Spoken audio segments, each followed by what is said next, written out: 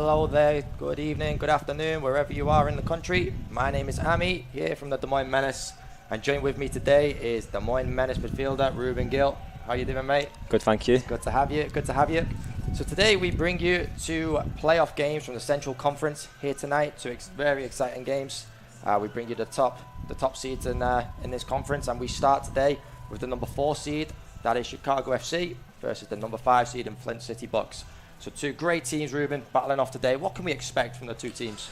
Well, I'm expecting a tight game. Obviously, Flint City Bucks, they come into this game on a 7-game win streak. Yeah. Obviously, head coach Andy Wagstaff has found a structure which is going to work for the team, and they're going to be full of confidence.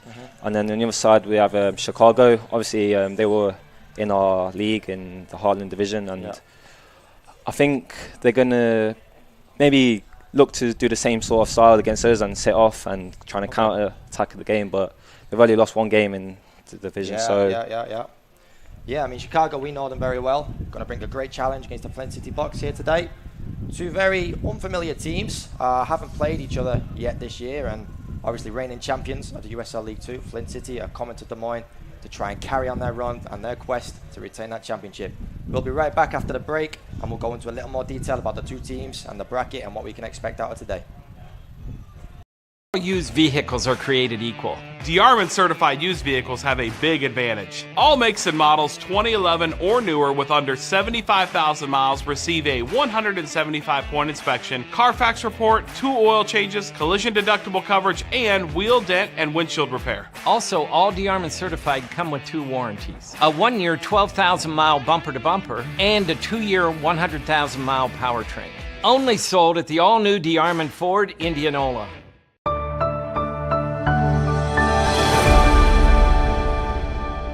Marsha, she was an amazing advocate for me. She was always there. She always returned my phone calls back. She's phenomenal.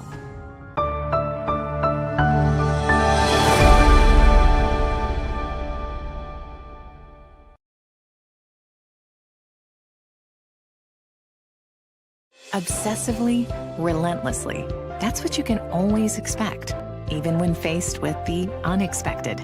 It's a service we take seriously, providing comfort in the rain, tools to help you save, a helping hand along the way, and from a safe distance away, delivering the energy you need while going the extra mile. Regardless of the times, our team remains committed to you.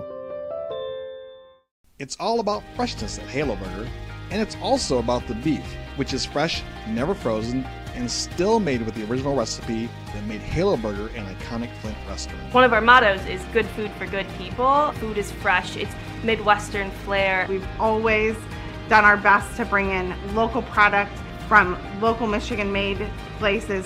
Fresh beef, quality ingredients, familiar taste, friendly service, and a heavenly experience awaits.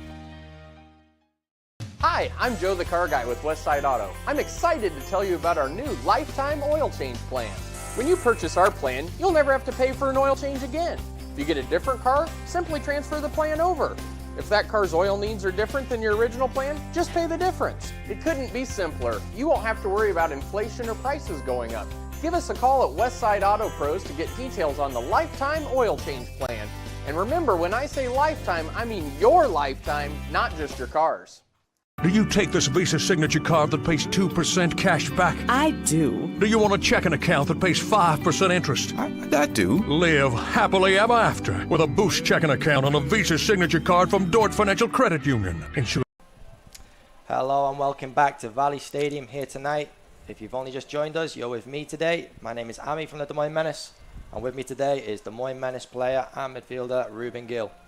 So as we set up today, our first game of the day is the Flint City Bucks, who will go up against the number 4 seed Chicago FC. Just a little information about the bracket. So tonight's winner will go on and play on Sunday against the winner of tonight's game between the Des Moines Menace and Texas United. So this side of the bracket, Ruben, is a very, very tough side. And going into the other side of the bracket, of course, we have Kalamazoo, Corpus Christi, Mississippi Brilla, and of course Kings Hammer, who is a new team into the league this year. So they're hosting down in Mississippi today, so we will try and bring you some results as we get that through the night. But Ruben, you're a player yourself, obviously Yeah. back home in England. It's kind of a different setup. There's not really many playoff situations, but more knockout tournaments. But you've been through college yourself as a freshman, going into a sophomore, junior year. So what can you expect? What would you be feeling now as a player down in the locker rooms preparing for a playoff game like this? I'm going to expect a lot of tension in Yeah. the change rooms. There's going to be obviously a big build up to this game for both teams. So as a player myself, I just get myself in the zone. Adrenaline's going to be rushing through the body, and just trying to picture what you're going to do on the pitch when you go out there, what you're going to do in your position. So you've got to just approach the game the best you can, and yeah, I'm sure excited. there's a lot of nerves going about, and it's all about getting that first touches, those first passes, connecting, combining with each other, and I guess that's important, leading into getting into a bit more possession. And Yeah, no, definitely. I think obviously a good start as a player, you know yourself, you play yourself. yeah, Getting a good start in the game will build your confidence. But I mean, these are high-level players, so yeah. even if they don't start great, I'm sure they're going to get into the game and find their feet. Yeah, you've just mentioned there the high-level players. Is there anyone we can expect to be looking out for today from either team? So from the Flint City Bucks, there's Amadou Cisse and Jacob Ellison. Cisse obviously got 6 goals this season in 7 games, so he's going to be a threat. On the other side, we've got Chicago, Diego Gutierrez. They're obviously the main player. He scored 7 goals in 10 games, and you got Andrew Akindele as well, 7 goals in 8 games. So up front, them boys are going to be a danger, but. Yeah, there's a lot of threat there today in the attacking half, and it'll be interesting to see how both teams approach this game. Yeah. Are they going to set up a little differently? We know Chicago from when they played us, they set up in kind of a 4-3-3, try to hit us on the counter-attack. Yeah. It's going to be interesting as to see whether they set up in the same way against the Flint City Bucks or to try and take the game a little bit more. So, remains to be seen. But we're here today for our playoff day today. We will try and get back to you about culminating results, but enjoy the game, and we'll catch up with you in a second.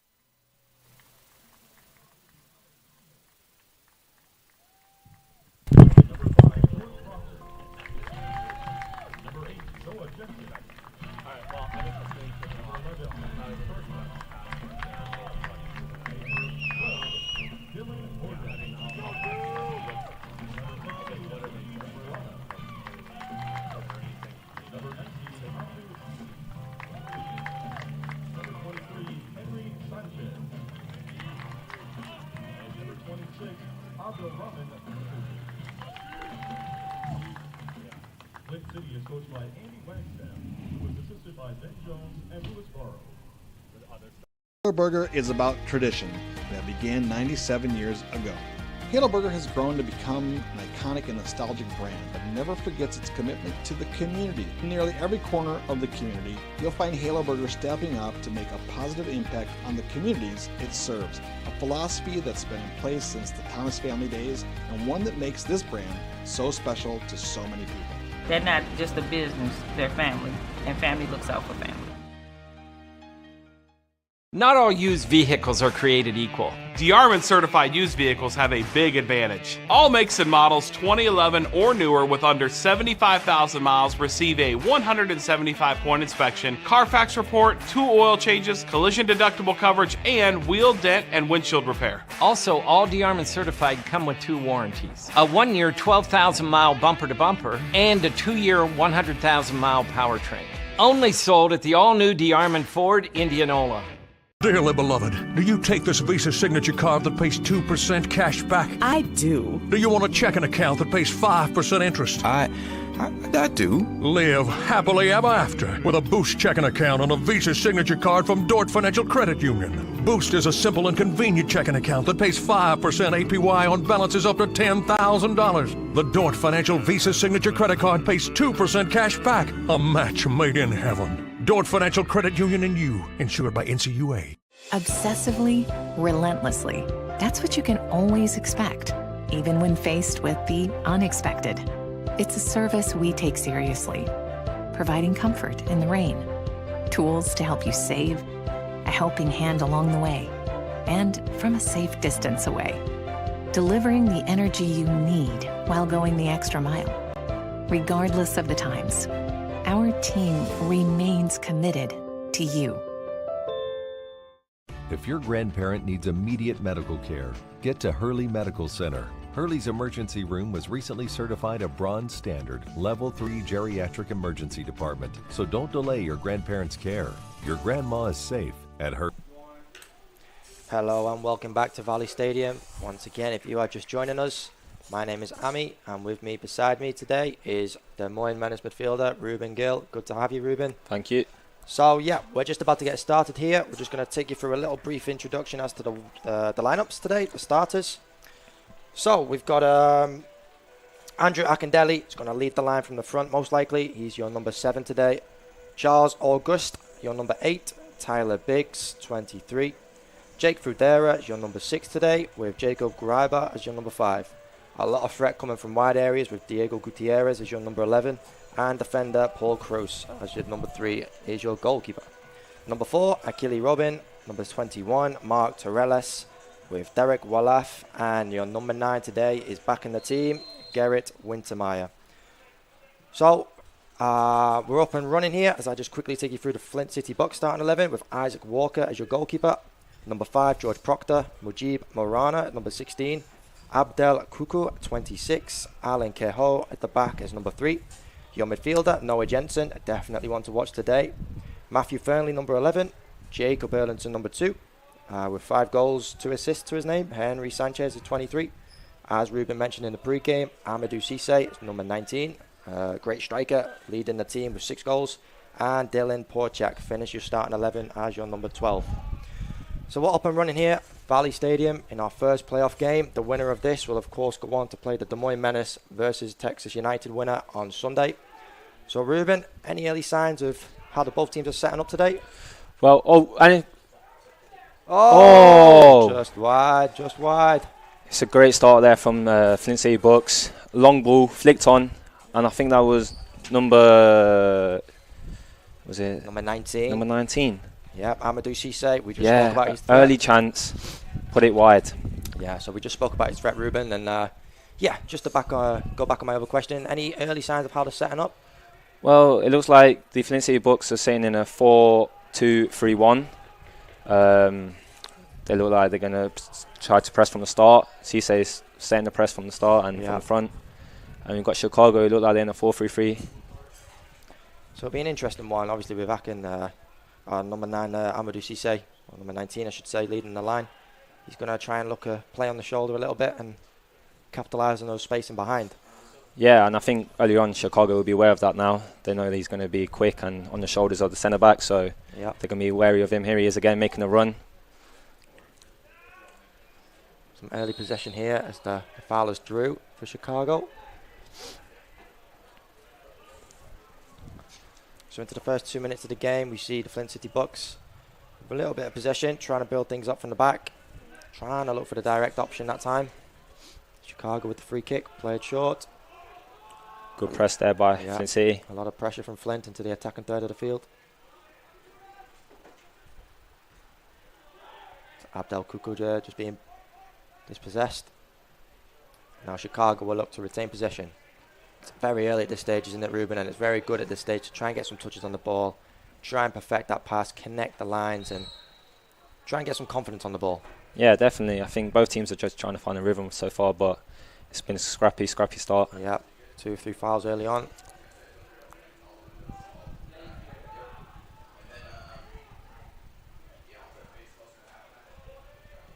You can see straight away there he's looking for the foul. He had a lot of space to run into, Ruben. I feel like he could have stayed on his feet and created more than a free kick. Yeah, he did. There was also an option out wide, but ref didn't see anything in that. So Chicago now with the throw-in.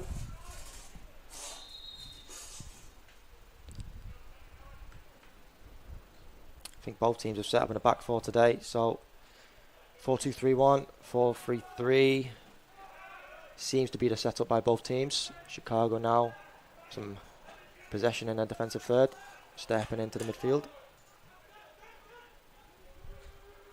Yeah, exactly what I expected. Both teams trying to find the rhythm, but so far been sloppy, I must say, from both sides. Yeah, we see Abdel Kuku there just in the 6, in that defensive position. He's going to be the one protecting that back 4 and trying to break the possession and from Chicago and try and maybe hit on the counter attack. That's a great tackle.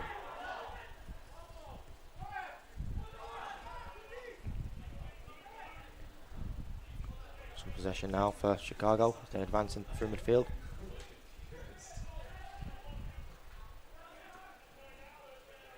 You see there again, Flint City Bucks playing direct, making the runs through down the channels, but it was a great tackle by Jake Fudera, number 6. I'm interested to see number 9 today, Garrett Wintermeyer. You see him there at the back post for Chicago. He obviously didn't play here against the Menace when he came to town, but a great threat he offers. 10 games played, 5 goals, 3 assists. Seems to be a big sort of target man sort of striker who can also have the power to run in behind. So it'll be interesting to see his movements today, Ruben. Yeah, it will be. I recall the Menace saying they played against him in the first game. I think he's a big German striker, and he was a threat for the boys, and yeah, I'm sure today he will be a threat for the Flint City Bucks defenders. Yeah, I remember some of the lads saying how the ball used to stick to his feet. He had great control, players could feed off him. Here he is on the ball. There he is, exactly what we just said. Yeah. Good hold-up play.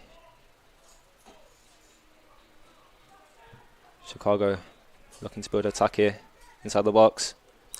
It's drilled into a good area. I feel like he kind of got torn in there, whether that was a shot or a cross, got caught in 2 minds, and you never know. If anyone's gambling at that back post, there's always a chance to get on the end of that, Ruben. Yeah, it wasn't the worst ball. I mean, like you said, I don't know if that was a shot or a cross, but if anyone gets a foot on that, it could be a goal. But Chicago there looking to build a good attack, and it nearly came off. Yeah, that was Jake Fudera with the cross at Chicago's left back. So you can see already the positions he likes to get himself in, high up the field. And with that protection of the number 6, that allows Chicago to drop into sort of a back 3, and those fullbacks like Jake Fudera just did can advance into high areas and get some shots and crosses in. Yeah, he's played in 10 games this season. He's got a goal, 2 assists, so I'm sure he'll be a threat down the left side. Diego Gutierrez there retaining possession. Almost playing like a centre-back here. What's he doing back there? Yeah, there he is. He's one of those players, you give him the free roll, create chances from anywhere, and I'm sure. If only that could have been Jack Grealish all summer, Ruben. Hey, let's not talk about that yet. No. He might not have been here. He might have been back home celebrating instead. I wish. No, I'm joking. You're not joking, really. No, I'm not. There's Flint looking in behind. Once again, Amadou Cisse offering that threat. He's onside here.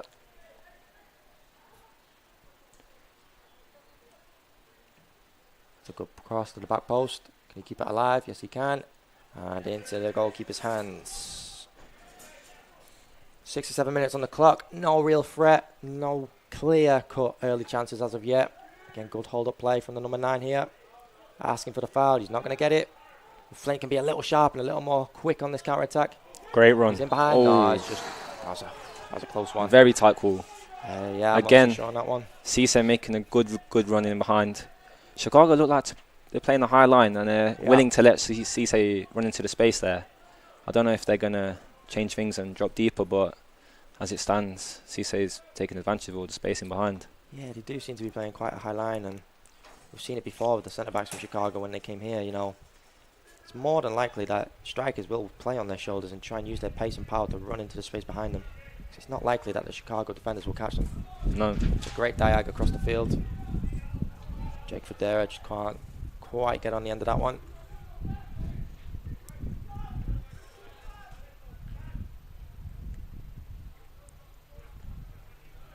Some safe possession now for Flint. I mentioned before, Noah Jensen, the number 8, dropping to get on the ball. He's one that can play those passes in between the lines. Look to join the defence to the attack and join in himself. Yeah, he's played in every game this season for Flint City Bucks. I'm sure he'll be someone who's trying to get on the ball, dictating the game. and try and thread the balls through down to Cisse up front. Yeah, you said it there. He's played in every game this season. Do you think at this kind of stage of the season that will work in your favour, or maybe not? I mean, you've got a lot of time and touches on the ball, I guess, but match fitness, is he going to be tiring at all throughout the game? I would expect so, especially if the game is cagey and both teams are trying to fight for the win. Yeah. And also the potential of going into extra time here and penalty shootouts. So yeah, and of course the next game, if they were to win, is this Sunday. So not much rest in between. He's just drew the foul there. Noah Jensen. Here he is on the ball again. He's going to dictate the play, find himself in these gaps just like this on the turn. There it is. Play that pass. Oh, that's a great tackle. Can't quite see the numbers. Exactly what we just said there. Noah Jensen on the ball, threading the ball through. Gutierrez now on the counter-attack. Can he use his pace and power to get in behind? Oh, nearly takes it onto his left foot. I felt like he should have drilled that sort of on the ground towards the back post. He tried to just put his foot through it on his unfavoured left foot, to be fair, but he's found himself in a great position as we just watched the replay now. Yeah, he does well to cut back on his left foot, doesn't he? But can't quite connect with that, Ruben. No, it was great skill, great trickery, 1v1. Exactly what we expected from him. Just unlucky not to play in the back of the net. But here we go, he's on the corner. Some zonal marking from Flint. The cross comes in. And cleared.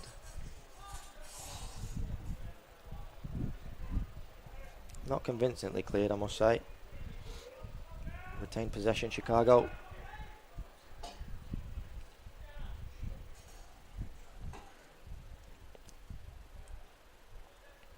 Yeah, it's almost like a 4-3-3. Flint have set up in there.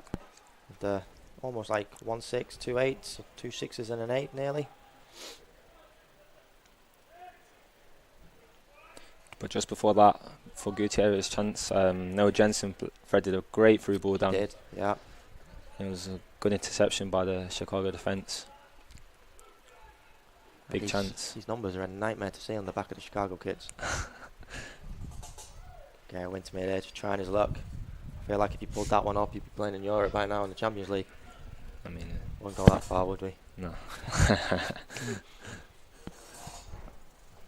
We see his intentions. Garrett Wintermeyer, what he brings to the team. If he gets any opportunity to shoot, he's going to take it. I guess that's what you want from your striker. You know what they say, Ruben? If you don't buy a ticket, you don't win the raffle. Exactly. If you don't shoot, you won't score. Exactly. Again, Flint City running the ball out second time in the first 11 minutes of the game. Maybe just, like I said, pretty much nerves. Yeah, you just keep that ball tight to them, right? Yeah, it's better to get out of the way.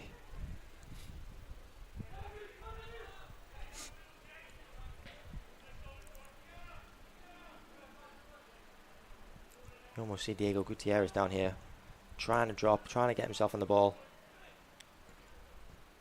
Chicago just look to retain possession, try and build up an opportunity themselves. There's a lot of space there, wide open for Diego Gutierrez to drop into.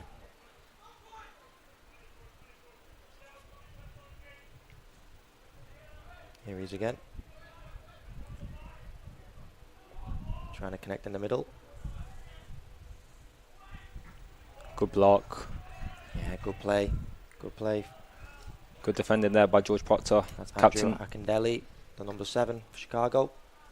Neat play, trying to create an opportunity in a little tiny bit of space to get a shot off on goal. Here he is again. Oh, and the header just wide. He did well to get up. I thought that was just creeping in. Heads it wide of the target. It's a great play from Chicago. Very patient. Uses the width very well. As we set up for a goal kick, we're just going to have a little look at the replay. The cross comes in from that right-hand side. Akindele is, you see, they're very still and explosive. Gets himself up. I think he should have done better. Yeah, I think so too. You know, got to hit the target from that. You see him standing still as that build-up is playing. Maybe if he can be on his toes, start to anticipate the cross coming in a little earlier, he could have got himself in a better position to get up and head that towards goal. Yeah. Now Flint will look to play. Nevertheless, a great ball in by Tyler Biggs. Right back for Chicago.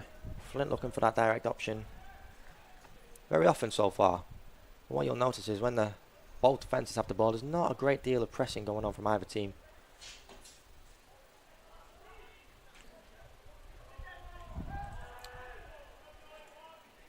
And that's number 19.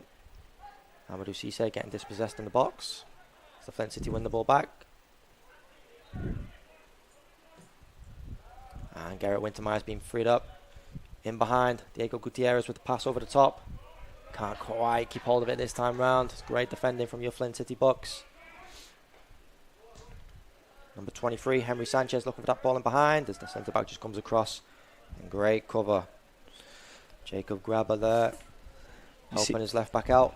You see there, number 9 for Chicago. He don't quite have the legs, don't quite have the pace to get past the defenders. So that direct option maybe is not on for Chicago as much as it will be for the Flint City Bucks today. Yeah. A familiar centre-back pair in there. Jacob Grabber, Achille Robin at the back. Number 4 and 5. We've seen them often so far this season. Of course, played here against the Des Moines Menace. Capable of a few mistakes. I don't know if you remember Ruben, but very good on the ball. Very strong. And they'll look to try and hold off the likes of Amadou Cisse, Henry Sanchez, of course.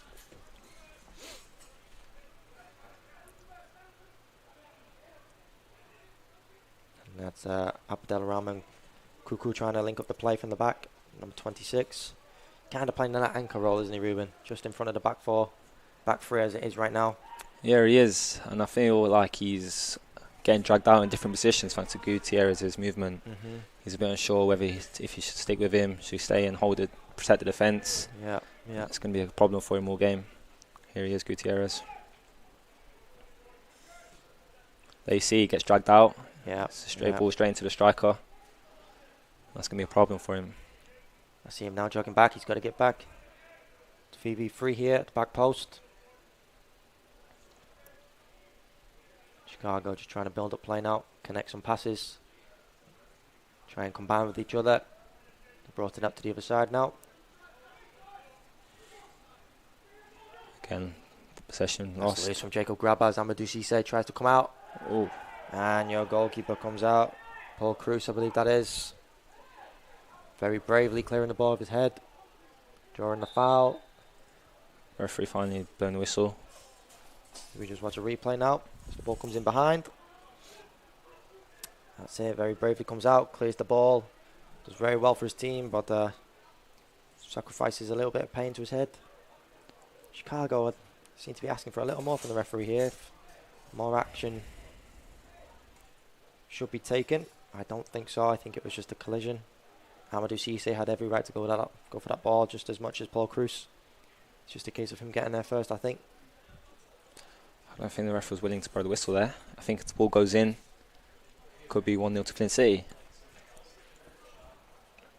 I do remember against the Menace, Chicago had a similar incident and the referee was not willing to blow the whistle again. I think it was the 3rd goal scored by Zion. Yeah, you're right. Same goalie came out. Yeah, exact same mistake.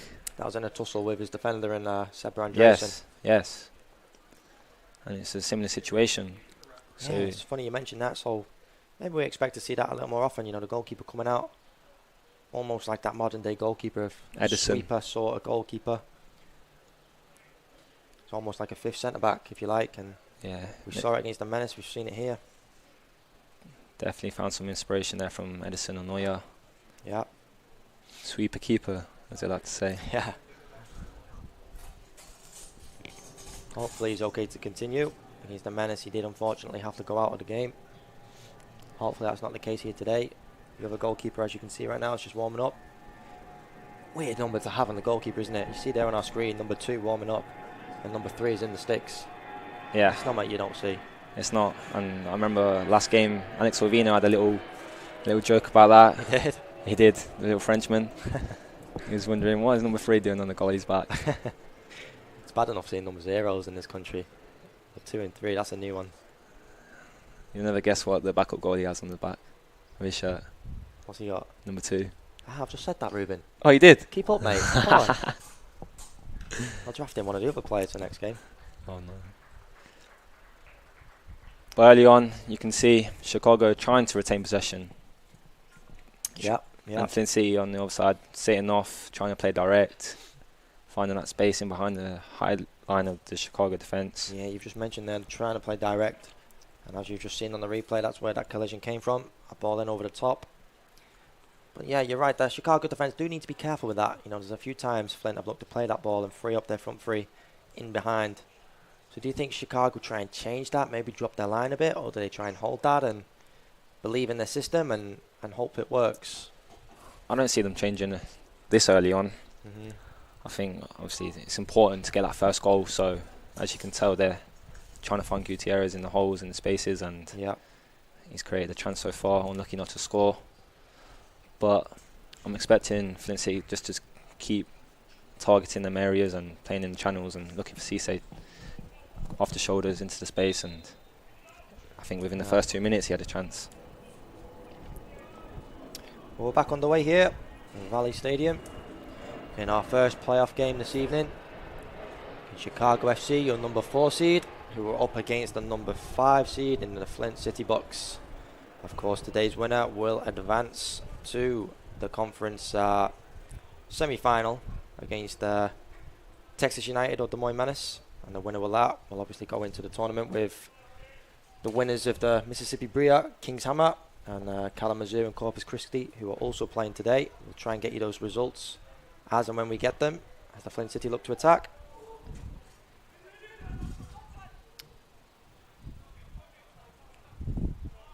Henry Sanchez on that near side with the ball.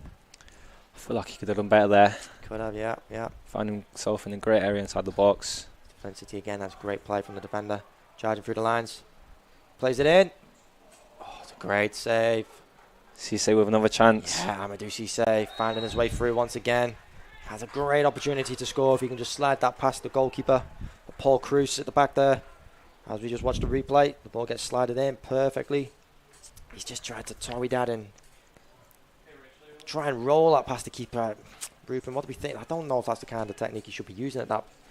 You know, it's on his left foot perfectly. If he can just stroke that across the goal and into the far post, would have had a much more likely chance of scoring. Surprised he took it with his right there. Yeah. I'm surprised. But the set piece now from Flint City on the far left side. Let's see how much of a threat they can be. The cross comes in and cleared. So still 0-0 here inside the first 20, 21, 22 minutes of the game.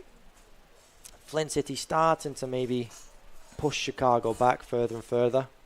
A couple of chances from Amadou Cisse. We outlined them at the start of the game in pre-match that he's one to watch. 6 goals in 7 games, 3 assists. So we'll see how much he can affect the game into the last half of the first half. And whether Chicago can, like they did against the Menace and how we've seen them so much, hit them on the counter-attack. And there's a corner here. Chicago's arguments aren't going to get them very close, but a corner for Flint City. I've always wondered about that. I mean, I'm not going to lie, I do it myself, but talking to the referee, answering back about a decision like that, it's almost like he expects the referee to blow his whistle and apologise and change his mind, Ruben. Yeah, well, I'm guilty of it myself. Yeah. You're always going to complain with the referee no matter what. So cross comes in now for a set piece. Floats it to the back post. And back in from the right hand side into the back post. Amadou Cisse gets up against the rules of the game. Holds his defender down and commits the foul.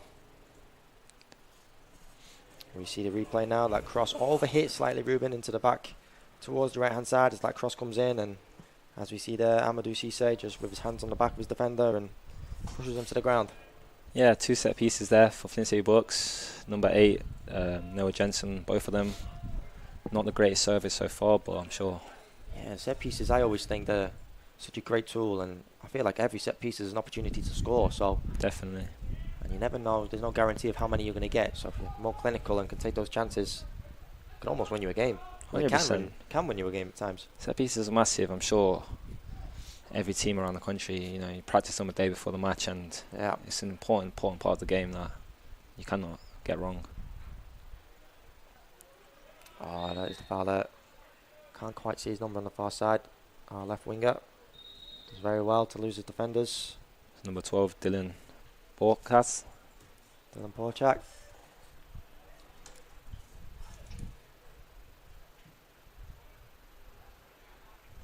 Just looking at this Flint City roster, Ruben, and you look at the quality even on the bench.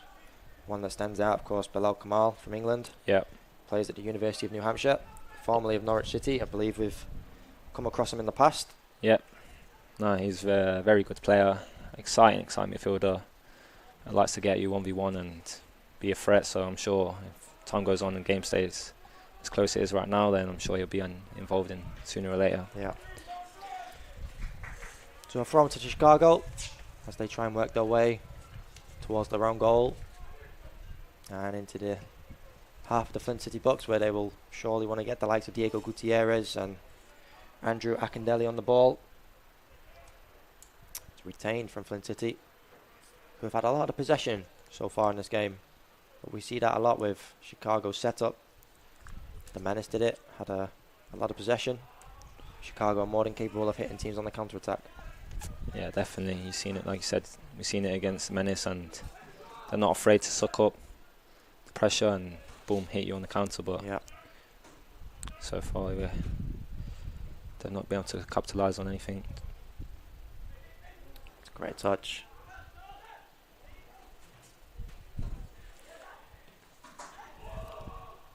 Cries for handball there down on the field. I don't think so. That was Dylan Borchak with the shot. And Flint City, number 26, Abdel Kuku, committing the foul. Yeah, we've seen Matthew Finley there. Just graduated from Georgia State University. I've played against him myself actually, the full season. He's a good midfielder. Likes to get on the ball. He's aggressive. Yeah, but there's another foul here, and our first booking of the day. Referee brandishing a yellow card to who, I wonder? I think it was number 26, Kuku. Oh, it was? Quite see what happened there. Get caught in each other's feet, tripped up. Now Chicago with an opportunity to put the ball inside a dangerous area. See if they can capitalise from one of these very important set pieces. Diego Gutierrez, the man with the responsibility. He's definitely got the quality. We mentioned it before. Achille Robin and Jacob Greiber, the centre-back pairing, have gone up. Garrett Wintermeyer as well, a target to aim for. As the cross comes in. And just over for a goal kick. Good set piece, Ruben. Great ball. Yeah. Exactly what you want. There's the replay. The cross comes in into a very, very dangerous area. It's great height, good pace on the ball. Just screaming like out. 2 or 3 kind of went for the same ball there. Yeah, exactly. I was just about to say, screaming out for one player just to dominate and get in front of one another. So Chicago willing to let Flint have the ball inside their own half as it was intercepted there with the diag. He's got to look after that ball when you've got so much time and space. It's good link-up play. And just miscommunicated between Andrew Akindelli and, of course, Diego Gutierrez. Flint now with the ball again, trying to keep it moving. Chicago, no real press or urgency to get the ball, willing to let Flint have it at this point. And as you've mentioned there, the high line, and there's no more than maybe 20-25 yards between the defense and the front men of Chicago, so very compact, very tight, not a lot of space to play through. Maybe that's forcing Flint to look for the direct route.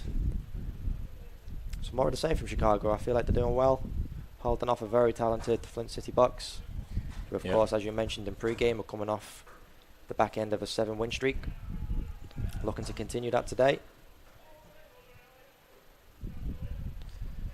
Yeah, both teams, I still feel like they're both trying to figure out how to approach the game. It's almost like both teams are more afraid of losing, you know, which is obviously natural. Of course. No team that wants to lose a game, and their approach is set up for that. Oh, and he gets caught in possession. Amadou Cisse, can he get in front of his man? Break the 2 centre-backs, not quite. Great defending. And Chicago just can't quite connect the counter-attack. As Flint City retain the ball, as we've seen so often in their half. Noah Jensen now dropping in, trying to create something. You see there, Wintermeyer, he's clearly a player that wants the ball at his feet. He's not willing to make that run into the channels. Yeah, you're right. Yeah. And I think both players were not on the same wavelength there, and you got to know your players better than that. Yeah. Great ball. Yeah, I feel like he was second to that. He was always going to be second to that, and trying to draw the foul before the ball was obviously intercepted from the goalkeeper. Watch a replay right now. It's a great ball in behind, and that first touch, I feel like was going to take him into an area where he would lose possession in the end. So he's just tried to go down and try and cleverly win the foul there. Yeah, nothing in that. Tyler Biggs just puts his body in front, goes down too soft.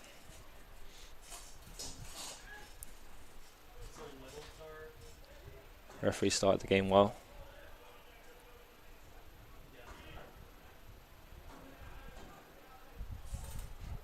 Chicago now. Oh, he's trying to play the little flick there to the outside. Missed time, and lost possession. Amadou Cisse there. No centre backs have dropped with him. He's free inside the 6-yard box as it just rolls out. And he wins a corner. If he could have just looked up there, Ruben. The centre backs hadn't tracked Amadou Cisse there, and he was free open and closing inside the 6-yard box. There's a lone wolf in the box. I'm surprised he didn't receive the ball. Could have had a great opportunity to score right there. There's a Dilip Borchek one. Drove into the box. Couldn't quite look up and find Amadou Cisse. He would have had a one-on-one chance with the goalkeeper. It's that final piece, that final end product in this game is just missing. So which team's going to produce it first? Here's a chance. Another set piece. The Flint City box can make one count. Cross comes in to a dangerous area. It's another by the goalkeeper. He's looking straight away for the counter-attack. Can't quite find one. He just patiently waits for his team to gather up the field. Garrett Wintermeyer, I just see on the far side, running into an acre of space.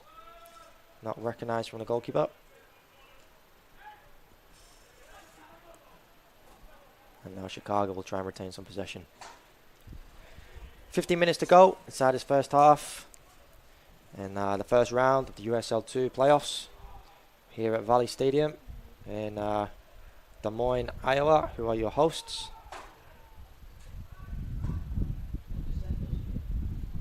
Once again, they're constantly looking for that passing behind Ruben, trying to offload Amadou Cisse and of course Henry Sanchez in behind the back line. Yeah, another good run. He just got hit with the handball. I do believe he was onside with that as well. Yeah, as we're just going to see a replay right now. Yeah, just kind of misjudges his control and bounces up. See his reaction there, he's frustrated. No, should have done better. Yeah. It's all about reading and judging the pace, the bounce, the weight of the ball. Maybe he made his run too early as well. Yeah. Or was it the pass? The pass was a little bit behind him. Like I said, it's that final piece. It's just missing from both teams so far. Here's Andrew Akindelli. You see it so often in the front three of Diego Gutierrez, Andrew Akindelli, and of course Garrett Wintermeyer. They're interchanging a lot between the front three. You see Andrew Akindelli now having his turn down the middle as Garrett drifts out wide. Yeah, a lot of movement. Diego Gutierrez shifts out wide. Jake Federa. Gutierrez there, just get the ball stuck under his feet. Yeah, he's trying to worm his way out, isn't he?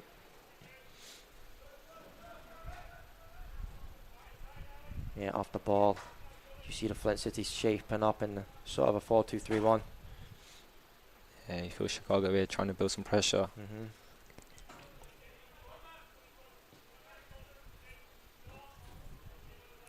You're a Des Moines Menace player, Ruben. Sitting here now watching how these teams have set up in the early stages. If the Menace are watching this team right now, what are you advising to them? What are you trying to highlight? What are the sort of things that you're watching for? Well, if we're playing against Flint City Bucks, we've got to be aware of Cisse. He's been a constant threat this afternoon so far. Yeah. So playing a high line against him it's a risk. Yeah. And Chicago so far taking that risk, and obviously he's not scored, but he's had a good few chances, been in a good few areas. And on the other hand, you've got Chicago, who we know they like to keep the high line, so we've seen Flint City trying to take advantage of that, and it's almost came off. Yeah. But yeah, like I said, there's a lot of threat from both sides. I'm pretty sure both Texas United and the players of Des Moines Menace will be watching this with a little bit of interest before they shape up today. Of course, the winner of both games will come across each other on Sunday. Still a lot of arguments coming from that bench of Chicago. Or is that Flint? Yeah, your Flint City bench there. It's the Flint. Questioning the referee. Was it a foul? Maybe. Comes in through the back. A little too much pressure. Yeah, you see there's Flint City bench there. Not happy with the decision.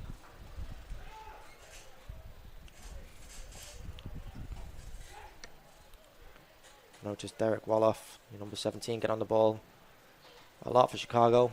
Centre midfielder. Trying to connect the defence to the attack and shift the ball from side to side. Number 8, Charles Augusti. Not seen a lot of him so far. No. And the front three of Chicago have changed up again. Andrew Akindelli going back towards that right hand side of the front three. I feel like we need to see more movement from them three. You know, they're all expecting passes coming into them, and maybe even bend the run, get in front of the centre backs, get a crossing in between the full back and the centre back. Yeah. Try and mix it up a bit. I feel like they're a little too predictable right now. Not shifting, not moving a lot. But obviously in possession, they've got great quality to be careful of. Here they are again, connecting.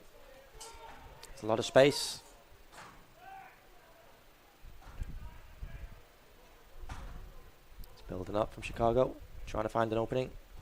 Keep it moving. Try and keep the move flowing. And now Flint City, can they use the counter-attack? Referee just gets in the way there.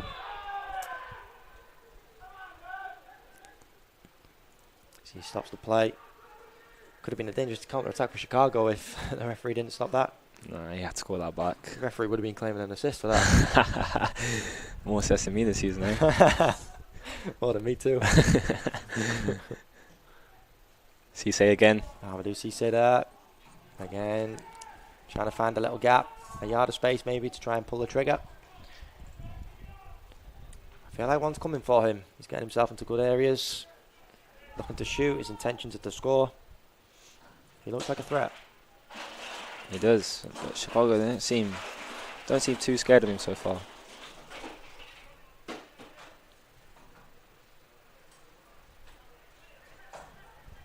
He's just going to try and see this out. Flint City does very well. As he sees that out for a goal kick. Inside the last 10 minutes of the first half. 36:30 on the clock. Couple of chances, Ruben. Amadou Cisse, the best of the bunch. Not a lot of clear-cut opportunities to talk about. I feel Cisse would be disappointed with his chance. Player with his stats and his quality, for me, should be putting it away. But it was a good save there by the number 3 of Chicago, Paul Cruz. Henry Sanchez having a little question to ask for the assistant referee. Chicago keep the play going with their throw-in. Defense are getting a lot of time on the balls. Not a great amount of pressure coming from either attack.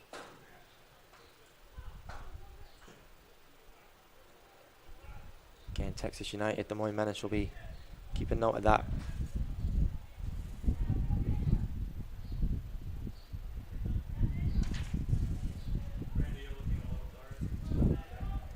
Andrew Akindelli. Diego Gutierrez now trying to combine. Get some touches.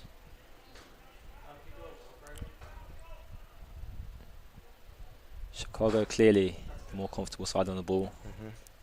Happy to play. Pretty high up in. Oh, I lost it again though. Commentator's curse, isn't it? Yeah. Here we go. Amadou Cisse in behind. Finds a way through. Slots it and scores. There it is. Yeah, we saw it coming. Oh, don't kick down our corner flag. Amadou Cisse there. Here's the replay. Look at that pace, that power. Just to get across his centre back in towards goal. He's running at a lot of pace there, a lot of speed, and does well to slot that past your goalkeeper, Paul Cruz. Again, we've seen that pass so often in behind Ruben, and it was always going to happen sooner or later. Amadou Cisse, we've mentioned him a number of times, and yeah, it was expected. It was. I mean, it was a cool, calm, collective finish there. But it's that high line. They get caught up again. I was just saying, they're comfortable on the ball. They lose in the midfield. One ball through, and it's 1-1 with the goalkeeper. And I mean, in that situation, Cisse is never going to doubt himself. And I'm not surprised he's 1-0 up there. Flint City books. So it's his 8th game today. Amadou Cisse, 7th goal of the season. And he takes your Flint City box 1-0 in the first half of this USL 2 conference playoff. Of course, the winner of tonight will go into the winner of Des Moines Menace and Texas United. That will be kicking off tonight. Pending on obviously the result of today, with overtime, the possibility, and penalty shootout, of course. We're not mentioning them, Ruben, after the Euros, but moving on. So the Menace scheduled to kick off with Texas United at 7 o'clock, pending that this game finishes within the 90 minutes. So 2 exciting games today, Ruben. 2 high-quality players. 2 high-quality players. 2 quality teams. 2 quality teams on display right now. And, of course, 2 later today. So Chicago going to try and respond pretty quickly. Again, you see the front three trying to combine. Maybe a little too close to each other that time. Yeah. I feel like Chicago did not use the width as often as I thought they would. Yeah. Front three like to come in narrow. You see it there, trying to link up just outside the box. I think it's a little bit too tight. I'd like to use the wide areas a little bit more. Yeah. Henry Sanchez and Dylan Borchak swapping sides for the time being. Henry Sanchez of Flint City going over to the left-hand side of the front three. And Dylan Borchak coming over to this right, trying to mix things up. You see the interchanging from Chicago, and try to use it a bit more like a bit more better is what I'm hoping. See Flint City just trying to get the ball going again. Just conceded. Don't want to concede another before half time. But they're struggling to find them interchanges in through the middle, even though they want 1-0 up. A lot of loose passes, a lot of unforced errors today, Ruben, I've noticed, and a lot of walking. I mean, these teams have travelled from far distances. Do you think that plays a part? I'd say so, yeah. It can have an effect on the players. But I think once the game gets going, that's all gone behind. And yeah.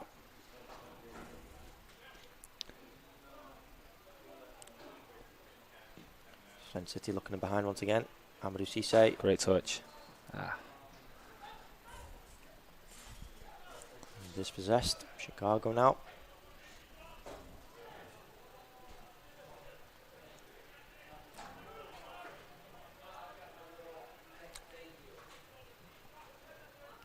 Trying to force it, I feel like, into the front three. Need to be a little more patient. Not a lot of movement, you know, from the midfield. Not a lot of support that the front three of Chicago are being offered right now. Still in the same possession.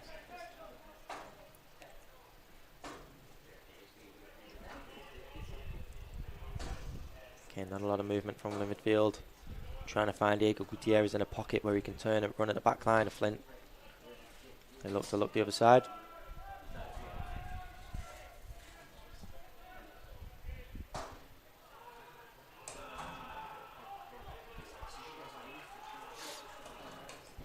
Flint City now have a throw-in on that far side.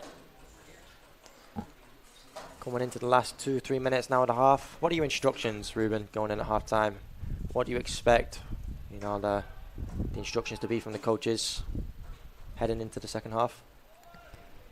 I expect Chicago be on attack. Yeah, here we go. Andrew Akindelli with the ball. Out to Diego Gutierrez.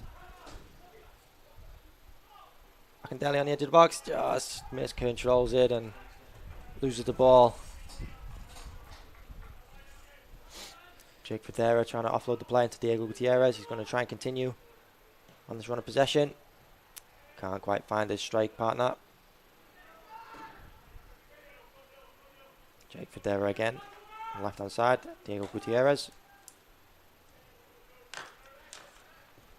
Well worked between the three of them. Number 17, Derek Welloff now. Pushing into the final third, just trying to set Andrew Akindele there to drive into the box. Can't quite do that as Flint City come away with the possession. So Ruben, just touching again, going into half-time. What do you expect the coach's instructions to be? Do you expect any changes? What would you be advising your players?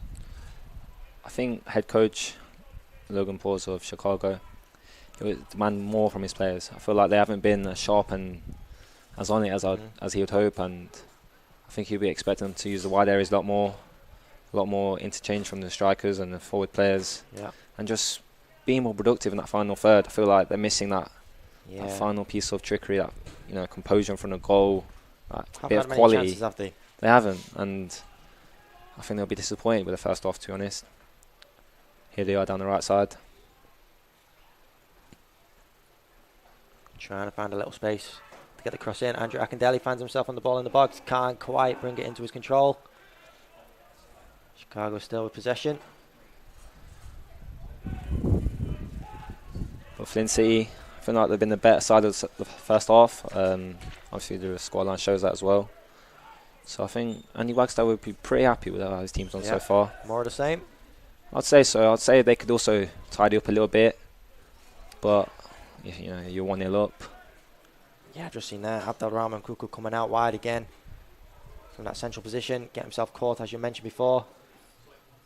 Diego Gutierrez and Andrew Akindele trying to combine around him now. Yeah, and again, it's just too tight. Yeah. I feel like the Chicago team, they're sort of relying on the front three just to go and do something, but...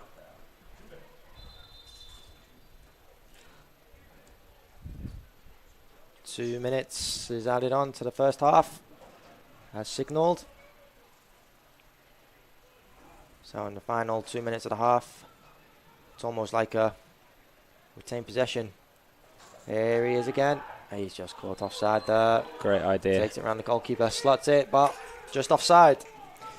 Amadou Cisse there causing threat in behind the back line. If he could have just bent his run a little more, trying to be a little smarter in his movement. Found himself free and away for a one-on-one versus the goalkeeper. It's a good idea. Great link up there with Matthew Fainley. Yeah, just a loose loss of possession now from Chicago. 2 minutes to go. Does Chicago try and push for a late equaliser in this half? As the case for Flint, it's just a case of keeping the ball, managing the game, and resetting at half-time. There is, again, it's just simple errors there. And for me, it's cost Chicago. They've not had that fluid play. Yeah.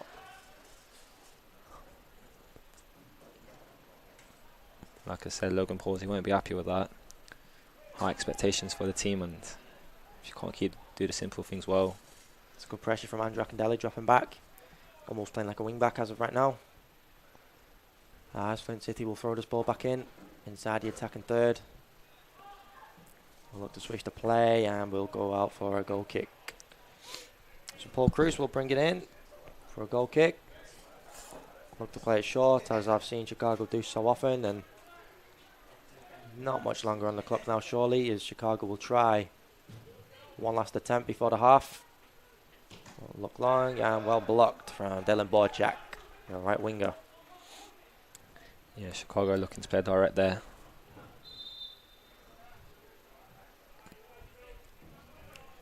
Jake Fedora from DePaul University, left back. Kind of been a little bit of a threat down his left-hand side. Likes to combine, play further up the field. Here's Amadou Cisse now. Trying to play Henry in. Henry Sanchez just can't quite break the defence and pressure that he was up against. Flint City are coming straight back. And quite loses it. The referee looks to his clock. Puts the whistle to his mouth.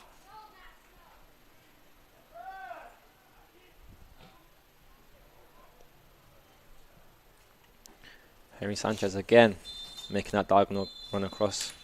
And there it is, the whistle for the first half. So, going into the first half of this game, in the USL 2 playoff here at Valley Stadium, your Flint City Bucks, 1 goal up. Chicago will go in at the break, looking to try and liven up and come back and turn the game around here at the Valley Stadium. So, we'll be straight back after a little break, review the first half, and look towards the second half. If you have a hernia, turn to the experts at Hurley's Hernia Center of Excellence for treatment and repair. Procedures at Hurley offer faster recovery time and minimal pain. So don't delay your care. Hernia repairs are safe at Hurley. Here's to everyone who believes in competition and good sportsmanship, who knows it's not about the trophies or the medals, but rather the lessons learned. For those who understand, it's not whether you win or lose, just that you give your best. So go ahead, lace them up, take the field, have fun, and play. For the experience, for the memories, for the love of the game. Shields. Central Bank opened its doors in 1877 and has been proud to call Iowa home ever since.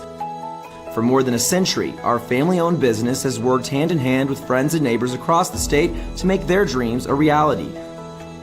Come visit us at our new location on Hickman and Waukee and see how Central Bank can make it happen for you.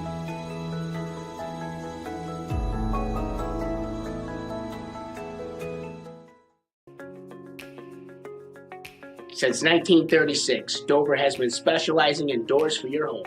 Do you do garage doors? Dover does it. The area's largest selection to meet everybody's style and budget. But do you do entry doors? Absolutely. From steel, fiberglass, wood core, we have the look you'll love. Dover does it. How about storm doors? Of course, we have them all. Steel, aluminum, glass, and the very popular retractable screen. Dover does it. Were you going to ask about interior doors? Why not? You know it. Whether it's a hanging door, bifold door, sliding door, special shapes and sizes, Dover does it.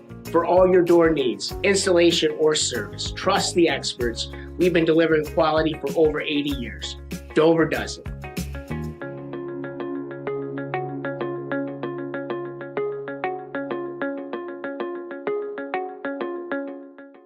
Mothers-to-be have one important choice to make, and that's choosing Hurley Medical Center for everything from prenatal care and midwifery to that exciting delivery day. Don't delay your prenatal care. Mothers-to-be are safe at Hurley. Hello and welcome back to Valley Stadium here today in Des Moines, Iowa. Beautiful day here, 80-90 degrees in the weather forecast as we look towards the playoffs here in the USL League 2. Today, Flint City Bucks are here against the Chicago United FC. Chicago are struggling with a 0-1 deficit to the Flint City Bucks. Just a little review to the half, Ruben. What are some things that stood out to you? What would you expect the coaches to be saying at halftime, and how can they be looking towards the second half? How would they be approaching it? Well, for Flint City Bucks, I think they've been the better side of the half. I'm going to see a constant threat on the shoulders of the Chicago defence. Yeah. He's got his goal. It was well deserved. I think he had a few chances, so I think it was just a matter of time.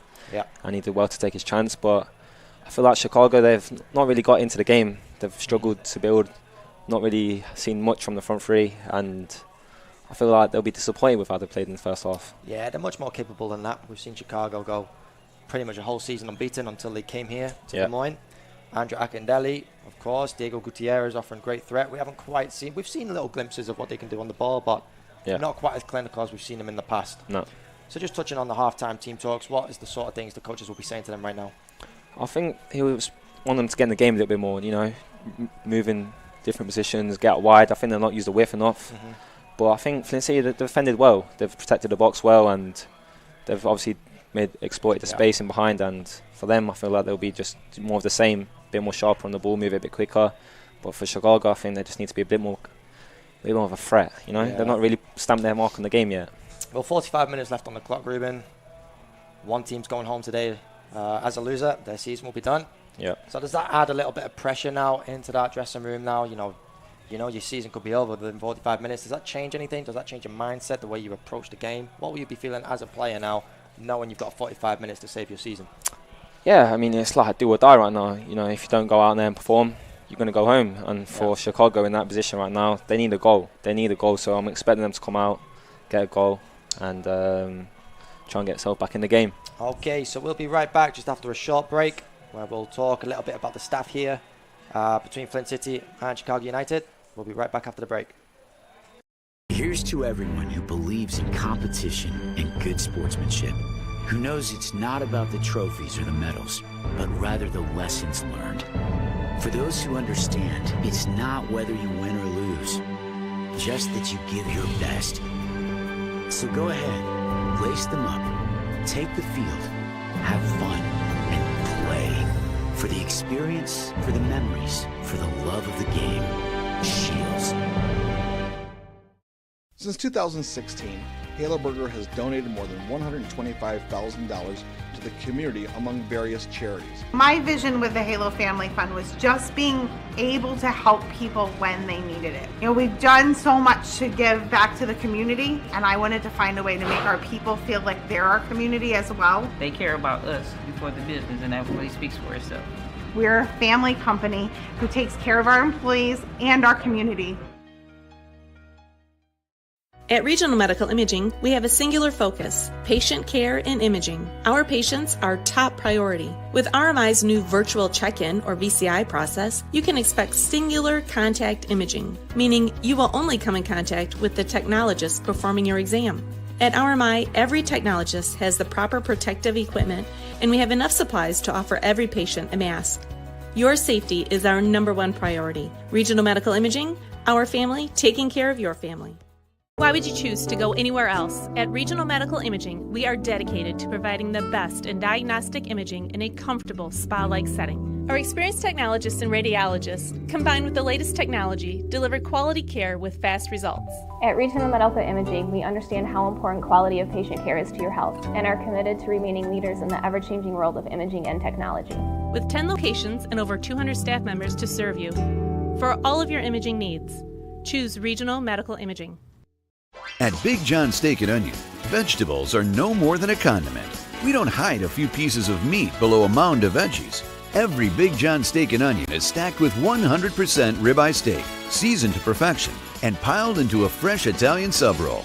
If you want a lot of fresh vegetables, grab one of our salads, though we'll be happy to put some steak on that too. Don't forget to complete your meal with our original Big John kettle chips. It all awaits you at your local Big John Steak and Onion. Hello and welcome back to Valley Stadium, here for our 2021 USL 2 playoffs.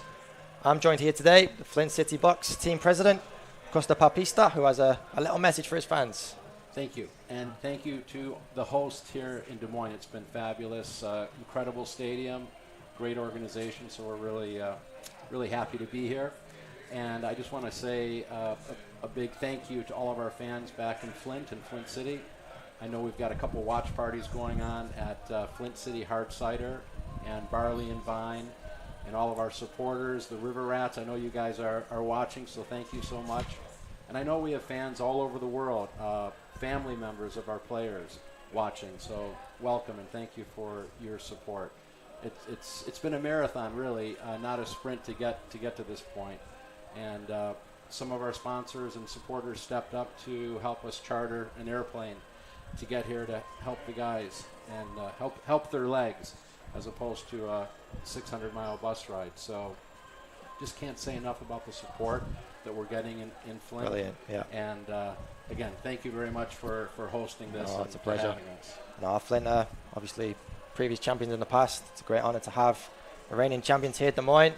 I'm sure, just like every team in the league, there's a lot of sacrifices made from families, players, staff. So yeah, we appreciate the support from the Flint fans just as much as we do for our Des Moines Menace fans, and of course the sponsors who make all of this possible. Well, and I just want to say too, the plane wasn't quite big enough for all of our staff to come, so I want to say apologies, but thank you so much for all of your hard work. It takes a village, It does. to put an organization together. Oh, so for sure. Just can't say enough. Yeah, well, brilliant. So thank you guys, and we'll be straight back after the break with a little bit more, and we'll see you then. Used vehicles are created equal. DeArmond certified used vehicles have a big advantage. All makes and models 2011 or newer with under 75,000 miles receive a 175-point inspection, Carfax report, 2 oil changes, collision deductible coverage, and wheel dent and windshield repair. Also, all DeArmond certified come with 2 warranties: a 1-year 12,000-mile bumper-to-bumper and a 2-year 100,000-mile powertrain. Only sold at the all-new DeArmond Ford Indianola.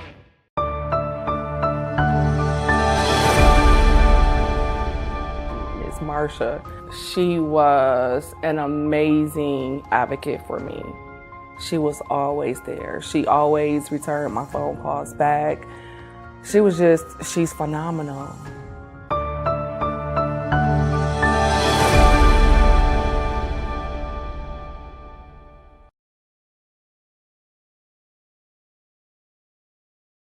Obsessively, relentlessly.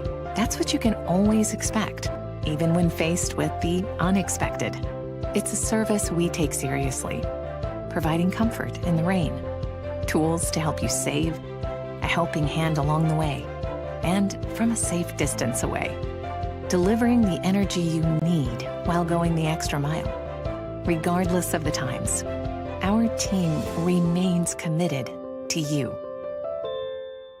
It's all about freshness at Halo Burger, and it's also about the beef, which is fresh, never frozen, and still made with the original recipe that made Halo Burger an iconic Flint restaurant. One of our mottos is good food for good people. Food is fresh, it's Midwestern flair. We've always done our best to bring in local product from local Michigan-made places.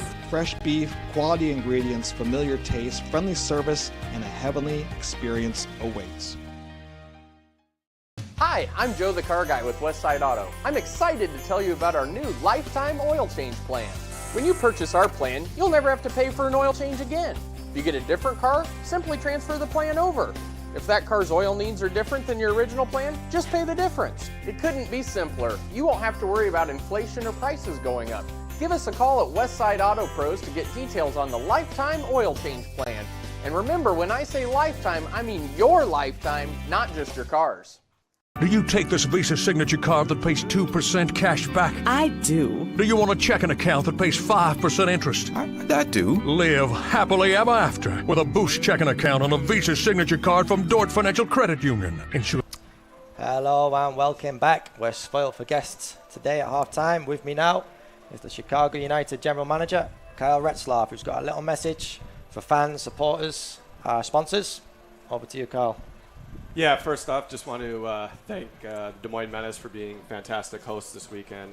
It's always a quality venue, and I know our team, we love to host if we're traveling. It's always nice to come to Des Moines, and they've been great interdivision rivals for many years. We've had many good battles, so our guys put in a tremendous amount of work towards this season. So obviously the first half result so far hasn't gone our way, but we're hopeful here in the second half to turn some things around. But yeah, just want to share our appreciation as guests and of the Menace for hosting.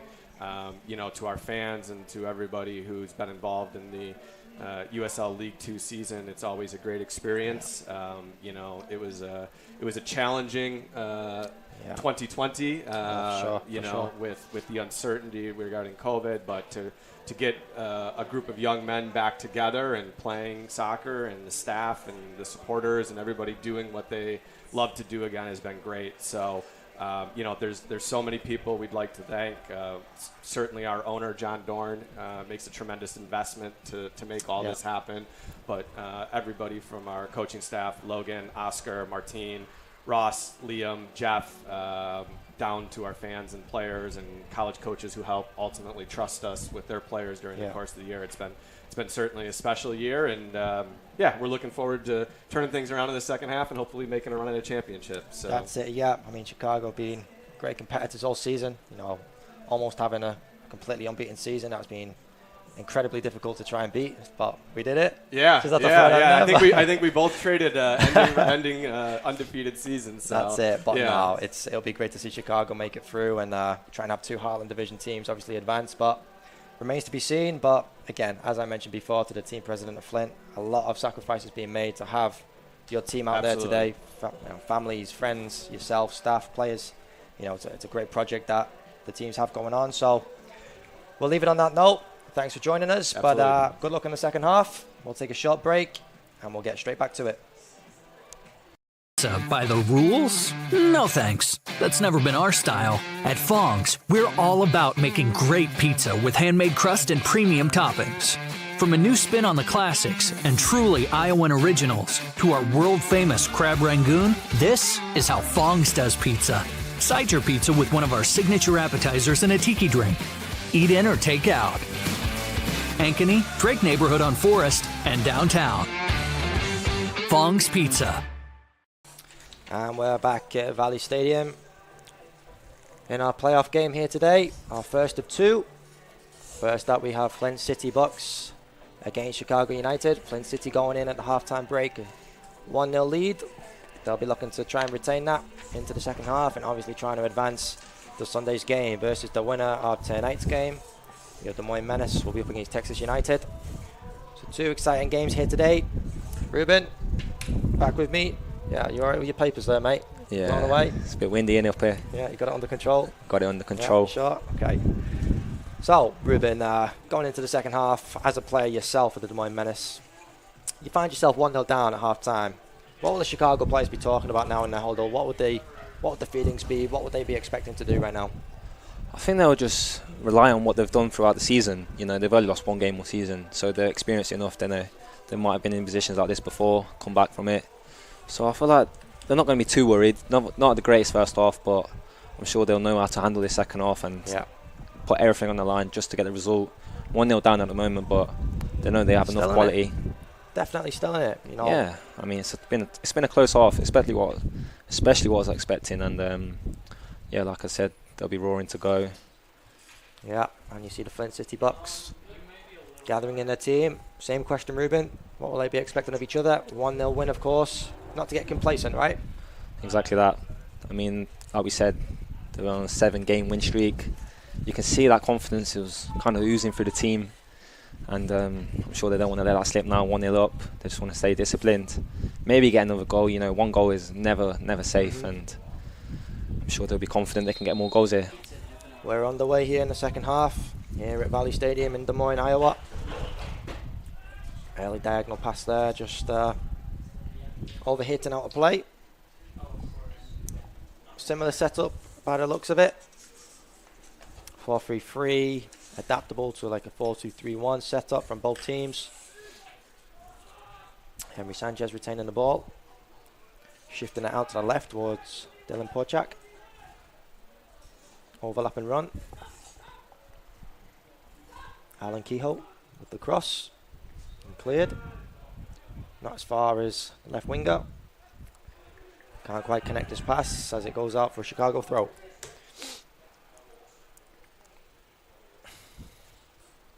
Yeah, again, half-time break. Players will ease into the game, second half. Yeah.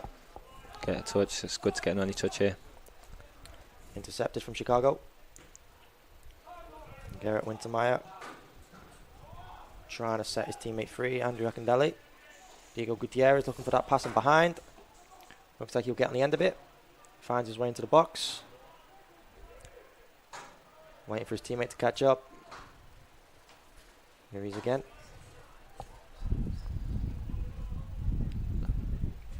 See Chicago exploiting the space there. I think only for the second time of the game, really. Maybe it's something they might try to do in the second half. I almost feel like Diego Gutierrez needs to be a little more simpler on the ball. You know, he's trying all these tricks, flicks. Yeah. Trying to wait for an opening to happen. Maybe he needs to take it upon himself to try and move that ball fast and get the Flint City Bucks moving side to side, opening up the spaces and trying to find himself more in some dangerous areas rather than jogging backwards with the ball and being a little negative. No, you're right. Sometimes it's about not always looking good, but being good, you know? Yeah. At the moment, it's like he just wants to look good. But I'm sure he'll show a bit more quality in this half. It's a good ball. Switch of play out wide.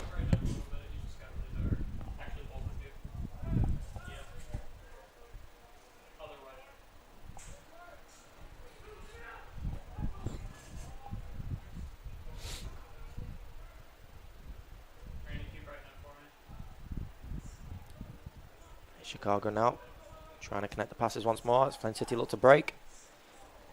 Again, Amadou Cisse is looking for that ball over the top every single time, Ruben, trying to find the space. You can see him there off the camera, pointing to his teammates to release him free. Just like this. Can't quite get on the end of that one. Do you not think he needs to mix it up a little bit? Is he being a little too predictable right now? I think he is, yeah. He likes to obviously play in the space. I'm not really seeing much of him holding it up. Maybe at the end of the first half he did, but Yeah. the second one was offside. But like you say, yeah, but he's exploiting the space well, so why not stick to it? Again, Chicago needs to be wary of that run. We saw it a lot in the first half, and he's started the second half looking to do it again. Diego Gutierrez, once again, trying to make things look beautiful. Just needs to get that ball into his grasp, control it, and look to bring his teammates into the play. To be fair to him, he was a bit behind him. Yeah, a bit over here. true. Not the best passes. It's good control. Dispossessed. Chicago will look to break.